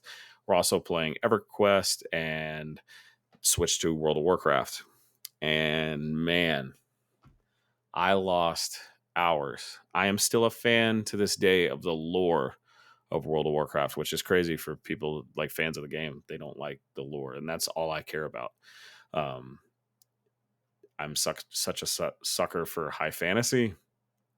It's the best MMO of all time, and I think it is, like, just World of Warcraft as a whole is one of the most important games of all time. So I could not justifiably not include World of Warcraft at some point being on my top 25 games list of the last 25 years. And to me, the Burning Crusade is still, Wrath of the Lich King's better, but there were better games that I liked that year that came out. And to me, Burning Crusade really skyrocketed the numbers of players. And it was just a great time. I just remember being on my PC, like I would do homework and then immediately log into WoW, do homework, immediately log into WoW. And so, yeah, I still have to this day on my WoW account the Paladin that I started playing with in 2007. Still to this day. Wow. Don't play with him anymore, but I still have that. His name was Dumb Name, Dumname. And so yeah, that's You're the reason I couldn't take that name when I signed up for WoW. Yeah. Yeah, that's cool. I mean, what was yours? Mine was Uncharted Drake's Fortune. And the reason that I picked this, I got this for Christmas in '07. I got this and probably a few other games, right, for Christmas is what I asked for, and I couldn't put this game down. It was just everything that I was looking for. It's not a particularly long game. It's the shortest of all of the Uncharted games, but I think it set a really fun precedent for what was to come. And the gunplay is really fun. The story is very kind of Indiana Jones-esque in that you're on this romp and you're with this reporter girl, right? Elena, who you kind of know you're going to end up with, Oh but yeah. there's fun banter throughout the entire thing. It was a little formulaic, but it hit. And I loved the gameplay of it. I love third person. This was really, I think, where I fell in love with third person shooters, is the Uncharted series. And I liked the way that they played. I loved playing through something that felt a little bit more like cinema than it did than a game at some points. But this was, I think by far my favorite game of the year. I mean, I played through it several times between 2007 and 2008. Um, BioShock, I didn't play at the time. I played later. God of War 2, I played a little bit later as well. I played Halo 3 at friends' houses. Guitar Hero 3 was my favorite Guitar Hero, so I ended up playing a lot of that. I couldn't bring myself to choose those games over Uncharted for whatever reason. I just think that it was the more complete game, and I think it's really what helped solidify the modern gamer Kevin and solidified what I like to see in games and obviously like my love for Naughty Dog games as well. I wish I would have played this at launch. Like I said, I did get a PS3 at launch, but there were a couple of games that took over my life in 2008, and I'll talk about that next. But I wish I played Uncharted probably in 2009, 2010. And, as gamers, this was really the first game that skyrocketed Nolan North. And I think we would not be a video game podcast if we did not pay tribute to, other than Troy Baker, probably the most notable voice actor of all time. And I want to ask you, do you know what I've got his wiki pulled up? This was his first game where made him famous in video games. He was in a lot of animation. Do you know? I won't ask you his first video game, but if you had to guess, what would be his first big role in a video game? Besides Uncharted? Yeah, it was in 2005. I In wouldn't have known this if I hadn't looked it up. Jeez. I'll go. He played somebody in God of War. You motherfucker. Yeah. Yeah. It was Hades. He was the main villain, and I didn't know that. I didn't know that until or not. He was it was Ares was the main villain, but he was he was Hades. I think Hades was the first boss you fight in God of War. After the sea creature, obviously, but the first god in the pantheon. But yeah, good job, very good job. His first major credited that would stand out would be that, and then he was also in Call of Duty 2 as one of the sergeants. He was in 50 Cent Bulletproof. Remember that game? Yeah, of course I remember that game. Oh man, of course I remember that game. But yeah, I mean this really kicked off his career, and obviously before this, do you know there is one other game that came out this year that you said? Do you remember? Do you remember the voice he was? Don't look it up, but look at the Google Doc of 2007 of the games that are there. 07. He was Gears of War. He was the main character. No. Oh. Before Uncharted, he was Desmond Miles in Assassin's Creed. Oh, yeah. No way. Yeah, I did never put that together. I do remember that. But he's famous for being Nathan Drake. Yeah, he's so good in that role. I mean, everybody in their respective roles in the entire Uncharted series are really great, but Nolan North drives that ship. Like it is so good. Oh wait, GTA 4, COD, World at War. Not one of my favorite CODs.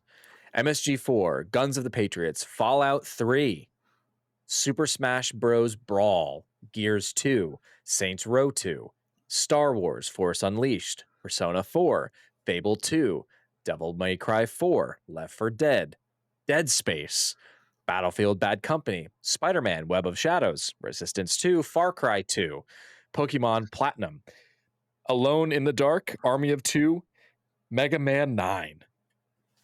So this is a pretty good year. I would argue not one of the best. I'll start by Oh, I saying disagree. I just, for me, Smash Bros. Brawl, I played a lot of. GTA 4. I'm not a GTA 4 fan. It's my least favorite GTA, I think. Um, Fallout 3 is obviously great. I love Fallout 3. I like it more than 4. Don't like it as much as New Vegas. Let me see. Spider-Man Web of Shadows. I played it, didn't love it, I think, from what I remember. I'll look up some screenshots, but it didn't get me. Battlefield Bad Company is great. I think it's one of the best single player um games. I definitely played that. Dead Space, Pokemon, Far Cry, Resistance 2 I like a lot, but I'll let you go. I'll let you go to town because you seem to have more affinity for some of these games than me. So there's only 3. Well, technically 4. First, let me touch on Fallout 3. Yeah. Talk about atmosphere a lot. Yep. For the longest time, even after New Vegas, after Fallout 4, Fallout 3 was always my favorite game. And then after watching the show, I went back and I really played through New Vegas again because of spoilers at the end of that season. And I got more of an appreciation for New Vegas. R.I.P. Matthew Perry. The best acting he's ever done. My wife's a huge Friends fan. I can't stand it. I'm a Seinfeld guy, so I just had to throw that little jab in there. Because if you remember, Matthew Perry was the before Mr. House. He was the guy that shot you.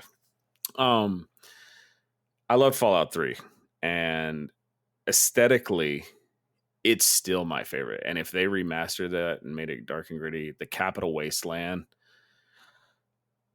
God, just a great game. Love it. Blowing up Megaton is so satisfying to watch that nuclear blast, and just like, you can choose to do it or not do it, but just seeing that, know that you blew up thousands of people is just crazy that was an option. Old school Bethesda. I always think, Obsidian made the better Fallout game. Bethesda's better at Elder Scrolls, but that was a great game. 3 games from this year are that I'm probably going to spend the most time on this list talking about, because this was nostalgia revisited. 3 games came out this year. I've admitted, like, 1987 birthed the 2 greatest things of all time: Mega Man and Joseph King. Yep. And so, so when Mega Man 9 came out, 7 and 8 were on the PlayStation 1, and they were kind of 2D, but in a 3D. It was side scrolling, but in a 3D, kind of like how Mega Man X is. Mega Man 9 returned to NES graphics. Great game, and felt like an NES game. I loved it. And it was very, very hard for me to not pick Metal Gear Solid 4, Guns of the Patriots. I'm actually going, like I said, I'm playing through all the Metal Gears. I can't wait. I have not played this game since I rolled credits in 2008 because it was such a long game. The final cutscene is an hour and 38 minutes long.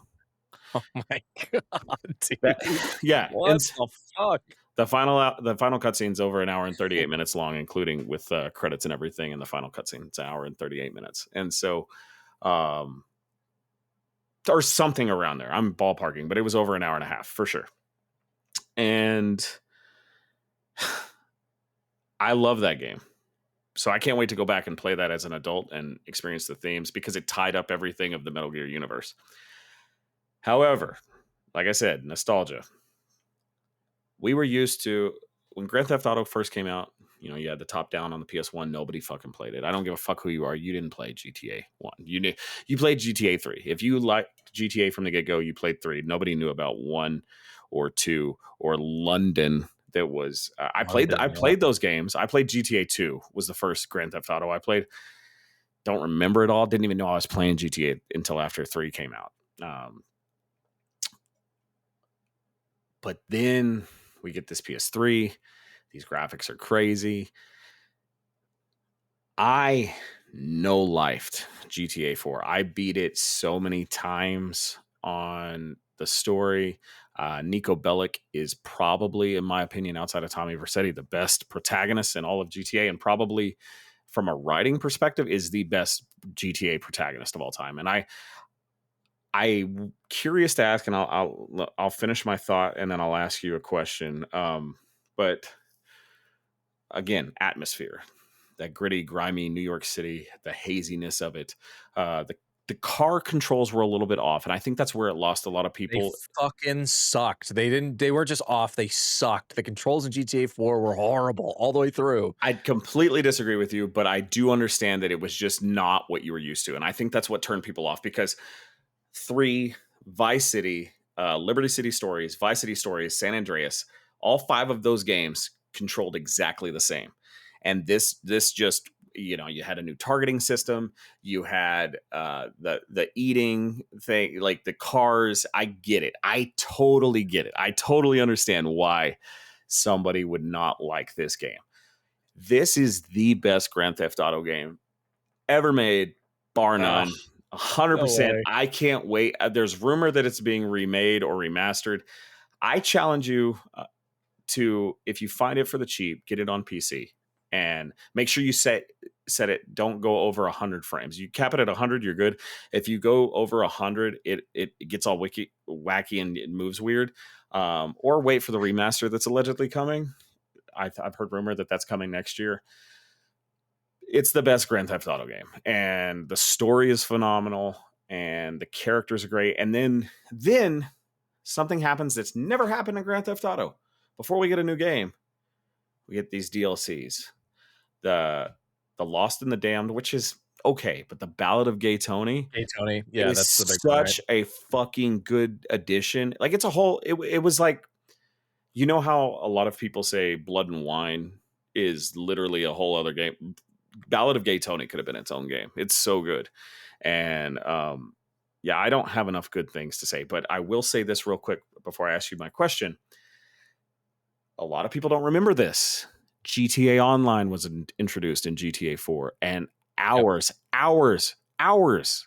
It was just so cool because you were like getting to do all the crazy shit that you would do in these PS2 GTAs, but with friends. And I played with so many random people. And the team deathmatch, and it was just so janky. But I probably, other than World of Warcraft, I don't know another game in this span of time that I put more time in than GTA 4. Like my PS3, it died. It finally just stopped working one day, and I think it's honestly because of how much time I played playing GTA on this thing. Just a crazy amount. So my question to you is, is that the reason for not liking it is the gameplay?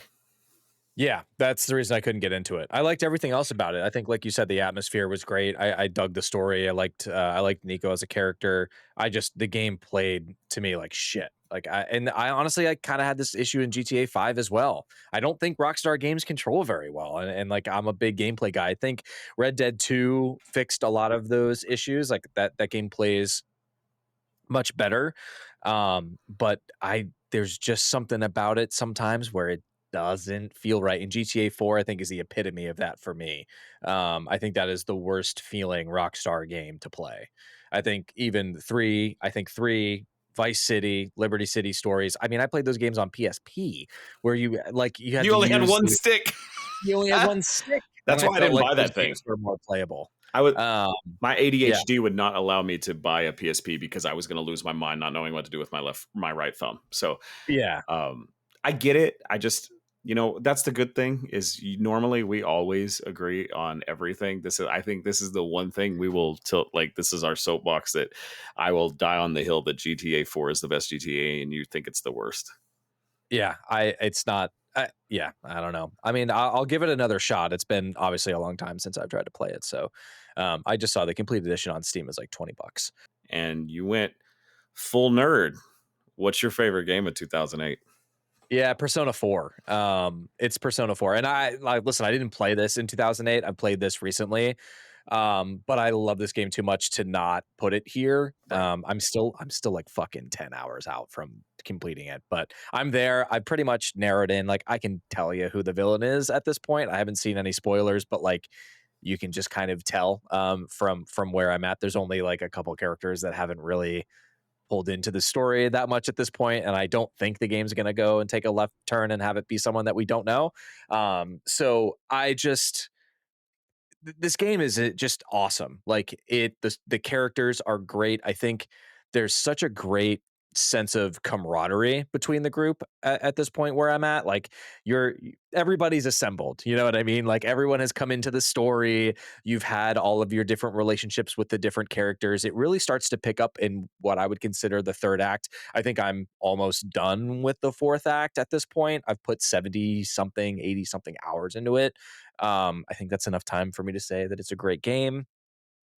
Even though I haven't seen the story all the way through, I've been playing through a couple hours a week. Like that's always just kind of going on in the background. I'll play that as I'm eating dinner or something like that. But I mean, the combat is great. The dungeons are fun. Like by modern standards, maybe they're lacking in certain areas. Like Persona 5's dungeons are obviously like much more detailed than Persona 4, but there's something incredibly charming about it. And I think when you have those extended play sessions where you're playing for like 2-3 hours at a time, it just sucks you in and the time flies. It just flies. Like you can run around and progress a couple days and do this and go work at the hospital where the nurse, like the whole story is like it's this depressed nurse who hits on you at the beginning, but then you realize she's just really this lonely character who got fired from her last job for trying to save this person and got framed. Like it's ridiculous how invested you are in these stupid side characters, and they do such a good job of bringing you through day to day, but you're increasing your relationships with these characters, like the what the hell is the name of the system? The whatever the relationship system is, I can't remember off the top of my head. Whatever that system is, it's awesome. You always feel like you're progressing somewhere, even if you're not running through a dungeon and leveling up per se. Just don't have enough good things to say about it. I'm obviously playing Persona 4 Golden, which came out a few years later. It's like the complete edition of Persona 4. But if you like JRPGs and you haven't played this one, you gotta play it. It's just one of those. Um, it's one of those games. Yeah, and we've talked about this off air. I bought Persona 4 when it was golden. The first experience I had with a Persona game was on the Vita with Persona 4 Golden because it was around the time when I was just such a hardcore gamer. I'm like, okay, what the fuck is everybody talking about with this game? Let me try another JRPG that I'm probably not going to like, right? And I was like, you want me to go to fucking school? You want me to? No, I'm not doing this. And then a game came out 2 years ago. And I am so excited to catch up on my backlog so I can finally play Persona 5 because I played an Altus game, which are the developers of all the Persona games. And it's one of the best JRPGs I've ever played. It's up there with Final Fantasy 6, 7, 9. And it came out right before my favorite game of the year this year is technically would be it's a Western RPG, but it is a technical JRPG in Expedition 33. Expedition 33. But Metaphor ReFantazio was my first Altus game. And it really made, I probably never go play 4, but I have Persona 4 or Persona 5 Royale on Steam. And I think I think that the consensus is that's the better game anyway. So I loved ReFantazio. I love the characters, and so I really am gonna go play Persona 5 at some point. I respect. I when playing Metaphor, I was like, oh, and I heard all the games are pretty much similar as far as the gameplay styles, and I'm like, I get it now. And the writing is very good in Metaphor, and if the writing is that good in these other games, they're gonna be good. So I haven't played Persona 4 because it didn't click with me, but I can't wait to do 5, and I get it, and I think Persona is the perfect example. There are two series that I have tried, and I've been like, oh shit, I get it. I have not played Persona 5, but I've played Altus with Metaphor, and I get that style, right? I finally get it. Other one would be Yakuza. Yeah. Didn't really get these games. I finally played it, and I'm like, wow, I could really lose a lot of time in these games. And I think Persona is a definite, especially here in America, and being a fan of some of these. If you're not a fan, it's okay to get out of your comfort zone, right? And I think you would probably agree. This is probably, if you want to play something you're not used to, you would recommend probably a Altus type game. Yeah, I'm going to correct you. It's Atlas, just so no one Atlas. writes Sorry, Atlas. No, Altus. I think My dyslexia kicked in. Sorry. no, you're good. Persona 5 is incredible, and I think Persona 4, Persona 5, Metaphor, they also have really great soundtracks, which really helps. Like my wife has listened to me play these games, and she will hum them around the kitchen. Has she played any? Has she Like, played them? no, she hasn't played them, but man, like those soundtracks, like they stick with you. They are phenomenal. And Persona 5 is everything great about Persona 4, turned up to 10. They call it the confidant system in Persona 5. I can't remember what the fuck they call it in Persona 4, but it doesn't matter. It's the same thing. I'm 45 hours into Persona 5. I have it on the Switch, Persona 5 Royal. So I'm a portion of the way through, probably 50%, honestly, at this point. They can seem overwhelming. I think that's why people get afraid to start them. Is that at least for me, I was really worried about like not doing the right thing at the right time. To interrupt real quick, but to touch on that, do they all have this like Metaphor where it's like, you have a calendar, right? You have to do things in a certain time frame. Is that their shtick? Is that you have to be? That stresses the fuck out of me, because there were things in Metaphor I'm like, I only got 8 days. I only got 8 days. I gotta do this. I gotta become king. I gotta do. So is that their thing? Yep, that's their thing. That's a part of the gameplay loop. That's the hardest part for me too, honestly, is the time management aspect of it and wanting to feel like I've seen everything. But do you miss a lot of stuff? Does that encourage multiple playthroughs? Is that why it's there? You will miss stuff, yeah.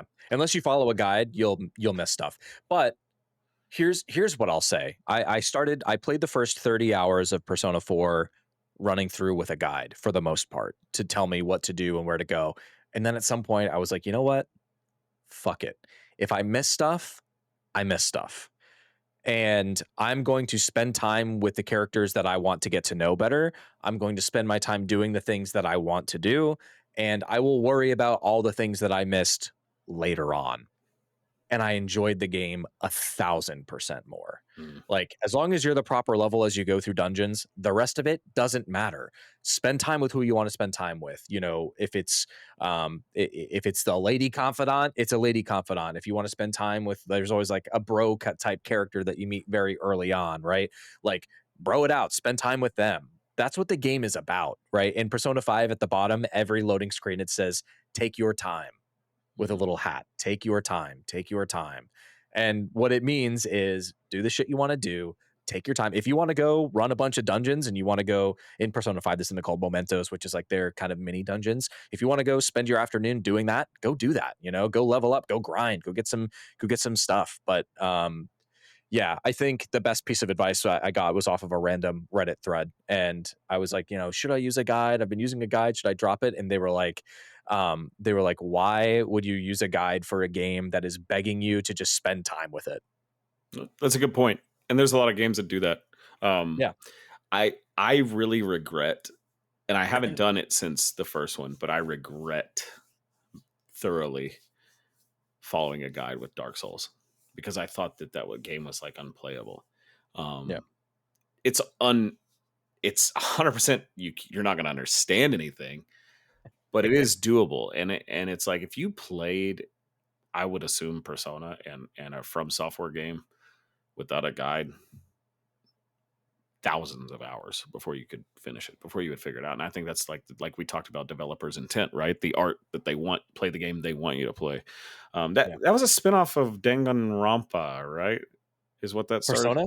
or No, it was not Danganronpa, but something, right? With the bear. What is that thing with the bear? yeah, it's oh shit. No, it's it starts with a T. Or an Um M? What is it? Oh, Let me see. Tin. Shin Megami Tensei. Shin Yeah, Megami Tensei. I couldn't pronounce it, but yeah, I knew it. That it's a spinoff of that, right?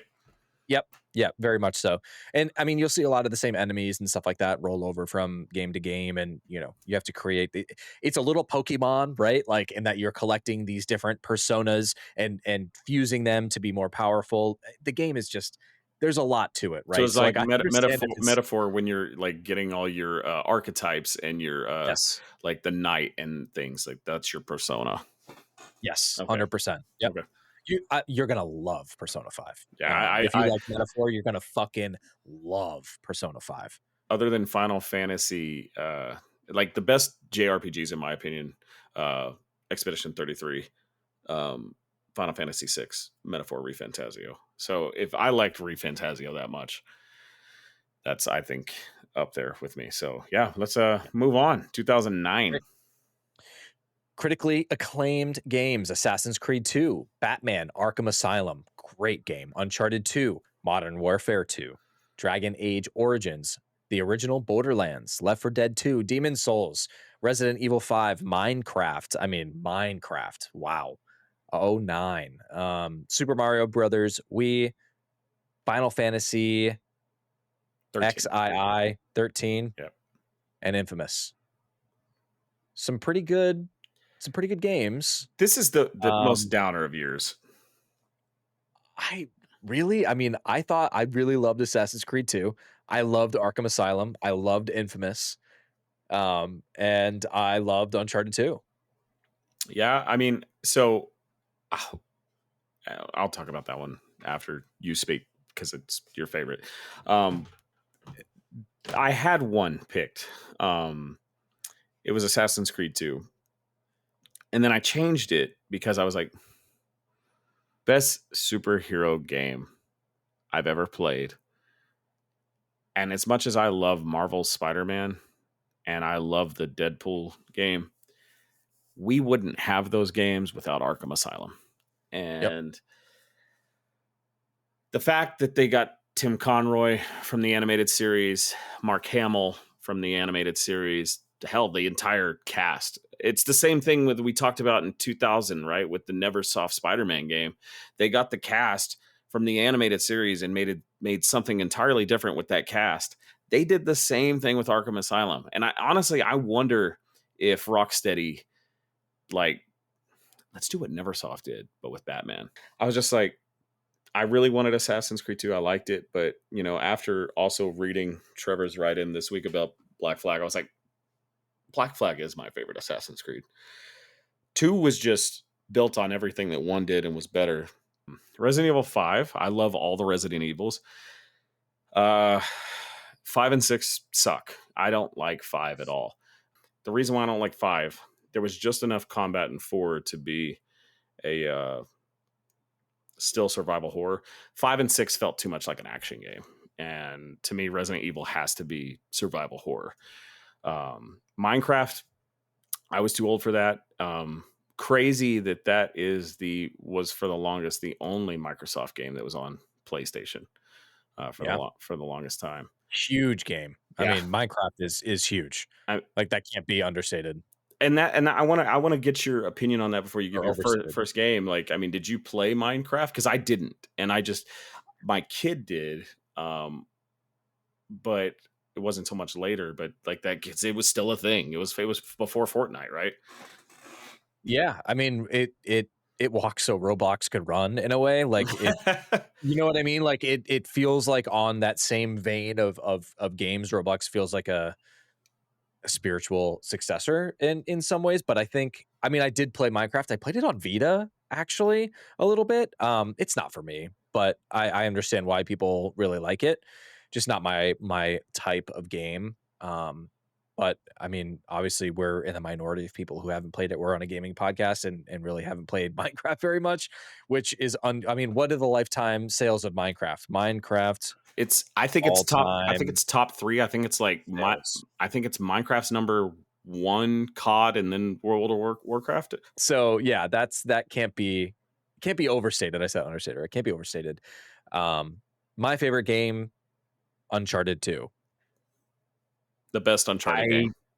it is. I think three's better. We disagree on this too, but I think that this game, I'll just there's so many moments of this game that I'll never forget, Oh and yeah. I've played through this game probably 15 to 20 times. I love it. It's incredible. The Uncharted series, this took it to a whole nother level. And think about this.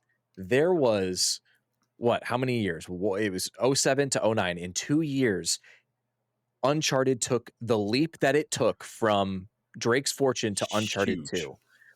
Massive, It probably the biggest leap of any 2 games I've ever seen from the same series, right?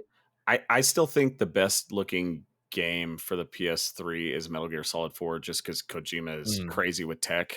Uh, yeah, it's the best looking game. But other than that, Uncharted 2 is and 3. Those, and then obviously probably The Last of Us. Those are Naughty Dog took. Those are the best looking PlayStation 3 games. It's awesome. yeah, it's incredible. The train scene is just so great. Like, Blood. there are 2 That's my blood. that's Love that. I my love that line. yeah, it's incredible. Like, you can't say enough good things about the Uncharted series. I won't pick Uncharted 3. Just a spoiler warning, I will not pick that, even though it might be my favorite game of that year when it comes out, just because I'll spare everybody me talking about Uncharted again. But these games are incredible. If you haven't played them for some reason, if you live under a fucking rock, go play them. Yeah. They are so good. Another thing that connects me and Kevin, and why we 100% would like be very very close friends growing up, is our hero, our childhood hero. May he never die. May God protect Harrison Ford and Indiana Jones. Indeed. And that's why these games were. And I'll say that about 3 is that opening is the best. I get chills in the bar scene. It felt so. Yep. It was like James, because that's what Nathan Drake is. He's James Bond meets Indiana Jones, and Yep. that opening scene in the bar felt so gritty and so like I'm like this is Temple of Doom shit when he's in the like nice suit and they're having the fight and the. Yep. I love the opening to Uncharted 3. I think I like that more than the cargo plane sequence. Yep. To me, the best set piece is the train or the building collapse from 2. Oh, the building collapse is also really good. Those two, like that's the thing that they did great was the set pieces. And I actually people don't. Uncharted 4 is amazing. Holy shit! It's my least favorite. It goes 3, 2, 4, 1. Where do you put? Did you play Golden Abyss? I play Golden Abyss. Golden Abyss, I Golden would Abyss put is better than 1. after 4. Yeah, I would put Golden Abyss. Yeah, Yeah, that's right. I didn't like Above 1. I above went 4. when the collection came out to PS4.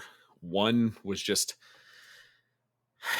I don't know. Like honestly, I didn't like Nathan's character, but it He was a gave it. little douchey. I will say, Uncharted gave us the best, other than Otacon. Sully is the best sidekick of all time. Like I love Yeah, just me personally, right? Like I love Sully. yep, Like, me too. and then that trailer, like I get chills thinking about because Uncharted 4, and you get the graphics, and Nathan's laying there in the lake, and it's the voice. Okay, kid, one last Yep, time, and then yep, it's just I love Sully. Man, did they fuck that movie up? God, they had it's such potential. It's not a bad movie. It's a good yeah, action movie. the casting is terrible. And I think Agree. what they wanted to do was make Mark Wahlberg get older and both of them get older. And they thought, we'll cast, and it does make sense technically from the game standpoint, right? The age gap, right? Yep. But they haven't made another one yet with those two. And it's like, it would have worked if they did it. And then you included the set piece from 3 and it just doesn't make sense. It's a great movie, but they fucked that up. But yeah, I love Uncharted. Yeah, I do too. Oh, Great. The line. There's a line that came from this game that I used many a time. I've said, it's a shame you got to sit on that thing. That he says to Chloe as they're climbing up a ladder. Yeah. It's just shame you got to sit on that thing. Yep. Oh man, there's so many great one-liners from those games too. The writing is peak. Amy Hennig, game director, famously for 2 and 3. I mean, they're fucking impeccable games. What so many good games that got canceled from her after what could have been. I know. It's a shame. All right, let's move on to 2010. This will be the last one for this episode. Critically acclaimed games: the original Red Dead Redemption, Mass Effect 2, God of War 3, the original Alan Wake, Black Ops, Limbo, Metro 2033, New Vegas, Spider-Man Shattered Dimensions, Star Wars Force Unleashed 2, Super Mario Galaxy 2, Fable 3, Castlevania Lord of Shadow, Super Meat Boy, Final Fantasy 14, Before a Realm Reborn was shit. You wrote in here. Metal Gear Solid Peace Walker. I meant before a Realm Reborn when it was shit, because if you remember Final Fantasy 14, that's why it became a Realm Reborn, because it was such a shitty game. Right. Yeah, Mafia 2 and Halo Reach. This is a pretty strong year, I think, actually, all things considered. Yeah. The original Red Dead is a lot of fun. I played that a lot at my friend Junior's house growing up. Mass Effect 2, the original Alan Wake, which I have never played. Great game. I know is good. Star Wars Force Unleashed 2, Galaxy 2, Fable 3. I mean, there's some pretty beefy games on this list. But you picked what I thought you would pick here out of this list. We've talked a little bit about this series so far today, but go for it. Yeah, I almost picked. A lot of people widely regard Mass Effect 2, and I think because of the gameplay, as the best Mass Effect. And my favorite is still Mass Effect 1. And so I didn't pick that. Real quick, too, I want to say Limbo. That feels like a game that released like 5 years ago. You know what I mean? Yeah. Like, it's crazy that was in 2010. And that really, I want to say about Limbo and Super Meat Boy, my reasoning for including these in this is, if you notice, every game until 2010 is a AAA game that's critically acclaimed. These are the first two indie games, but Super Meat Boy and Limbo were the first like indie games that were like, oh shit, a tiny team with limited amounts of money, like that. They really were the of what the indie market is today. And I think it's understated how great Limbo and Super Meat Boy are. If you have not played Super Meat Boy, it is one of the most frustratingly fun games of all time. I didn't play Peace Walker until about the time Metal Gear Solid 5 came out, because it is a direct sequel to Peace Walker. It came out on the PSP originally and then to the Vita, and it is a great game. In my opinion, it's a shame that this wasn't a console game, because the story is so important to the Metal Gear Solid franchise. It's literally a direct sequel to Metal Gear Solid 3 Snake Eater, and the fact that it was only on PSP is weird. But yeah, Fallout New Vegas is my favorite game of 2010. And it's like I said, going back and thinking about Fallout 3, New Vegas just takes everything that they did in 3 and amps it up. It was a better RPG that Fallout 3 wasn't. Fallout 3 is a good first-person action game. New Vegas is an awesome first-person or third-person RPG. And to me, I've always said, and I will stand by this today I die. They're both owned by Microsoft now. Obsidian's the better studio. I think they make better RPGs. They always have. Bethesda makes decent games. They make really good Elder Scrolls games, but as a whole, Obsidian's line of work, from KOTOR 2 to things like not Path of Exile, Pillars of Eternity, both called PoE. A great studio. And New Vegas, man, just the choices, the characters, from Mr. House being. I don't want to spoil New Vegas because I think people are going to have not played it and watched this series, and Mr. House is going to be a very integral part of that series from what it looks like. So that's all I'll say about him. But very good ending to that game, and so yeah, I love Fallout New Vegas. Yeah, Fallout New Vegas, I think, is the best Fallout game. I agree with you there. Never finished it, but put a lot of hours into it. That seems to be like a theme of this episode, honestly. Right? Yeah, for both of But us. yeah, but a really good game nonetheless. It's hard to go wrong with New Vegas. You're right. Bethesda. I've been I like Bethesda, but I think some of the stuff that they make. The Elder Scrolls Yeah. stuff is great. But Obsidian's Fallout better. 4, Obsidian's a better studio, I think. yeah, I think they are too. My favorite game uh, of this year is God of War 3. I think what I loved about God of War 3 is it took all of the combat and story that I liked from the first two God of War games and just threw it on fucking steroids. Like the opening of that game with the gods versus the titans, and you're like climbing up. What is it? Is it Gaia? Is like I can't remember Yeah, it's the Titan guy. Titan is. Yeah. Gaia. You're climbing up the fucking mount. I mean, it is epic. And I remember it blowing my mind with just the graphics and scale of the game. But then you still had those amazing combat sequences and that classic God of War feel. Now, I think a lot of people would still argue that two is the best in the series. And like I think from a pure gameplay and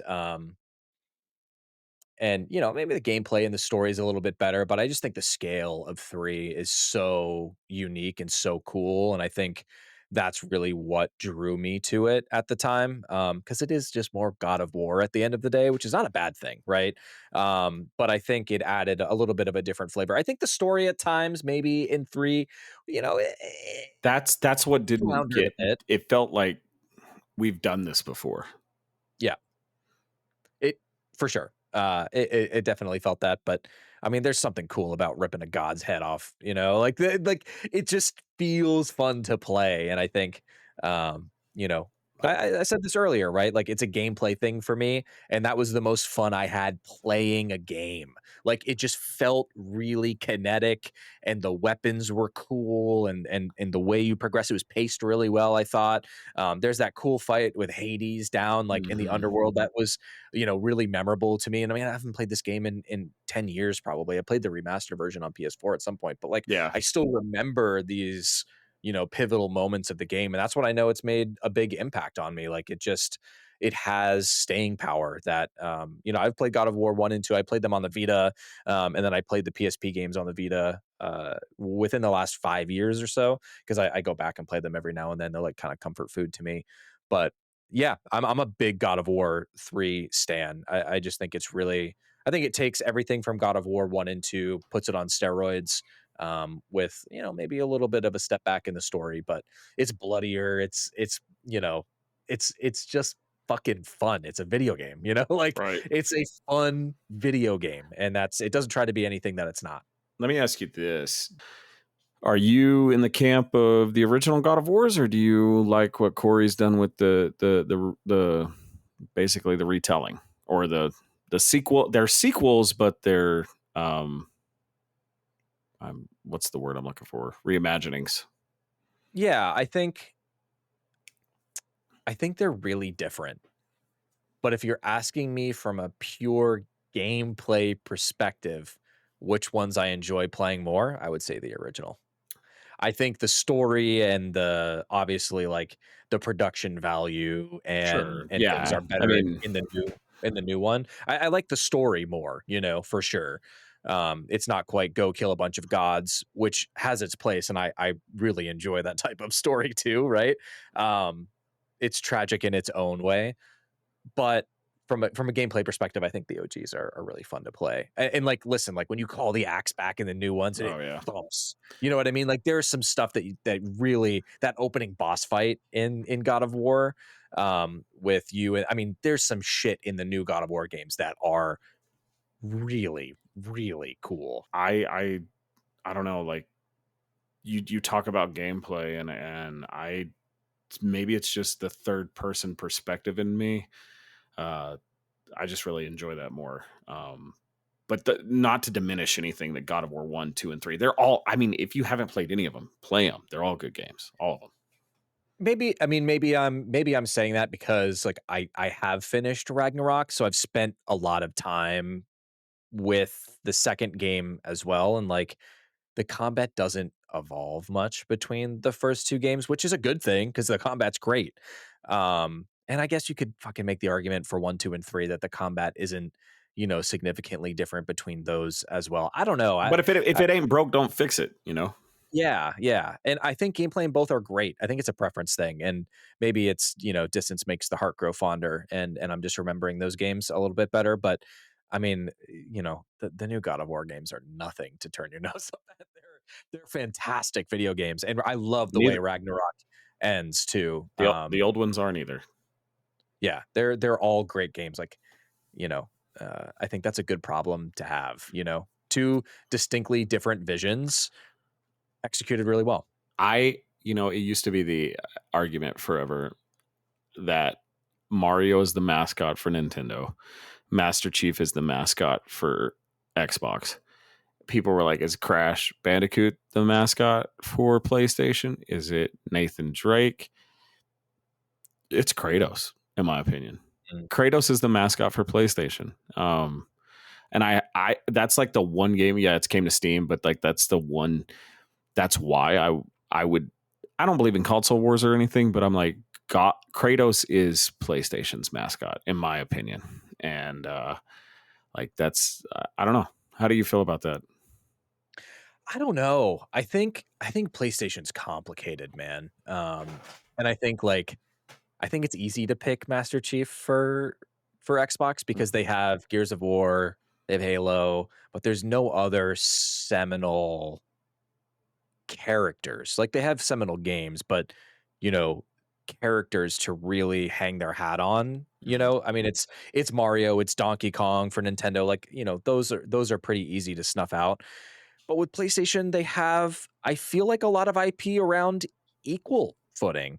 I think Kratos is a really good one because it stood probably the longest amount of time and kind of spanned different.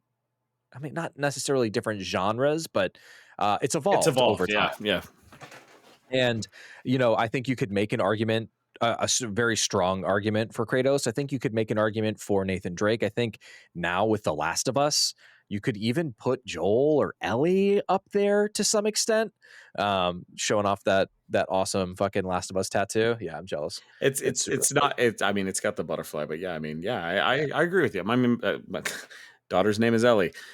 yeah. I you know, J- uh Jack and Daxter. I'd love to see a new Jack game. Ratchet, Ratchet. Ratchet and Clank. Um I don't know, like to me it's just when I that's why I've always felt you hear a lot like Insomniac is holding up PlayStation or Sucker Punch or Gorilla or Naughty Dog. Sony Santa Monica's been the one that's been around the longest, and I to me it's Kratos. But yeah, I mean you're right. I don't think there is PlayStation is difficult, but if I had to pick, I would pick Kratos as the mascot. Yeah, I could get down with that for sure. I love Kratos. But I'm not buying that stupid fucking controller just for that. No controller for us. You heard it here first. Yeah, I mean that wraps up through 2010. We're about to get into some really fun years Oh here. boy, it's gonna get I'm hard. excited to. It is going to get really hard in more ways than one. Hey, yeah, that kind of wraps up the episode today. Thank you, Matt and Trevor, for the write-ins. It's been a long one. It's been a banger. We've been on for probably like over 2.5 hours, longest episode to date. Lots to run through. State of play. It was a really, really fun episode. We appreciate you guys being here with us. Remember, check us out on socials. You can email in to the show, remotegamingpodcast@gmail.com. Our X handle is remote_gaming20. Thank you for joining us. We will see you in the next episode. We should be back next week. I don't think either one of us are traveling, so barring a disaster, we'll be here. Yeah, it's if this episode was long, good lord, I can't with the next 5 years. It's gonna suck because there's just too many to pick from. So yeah, there are some really good games. I had fun, man. Cool, me too. We'll catch you guys in the next one. Have a good rest of your day.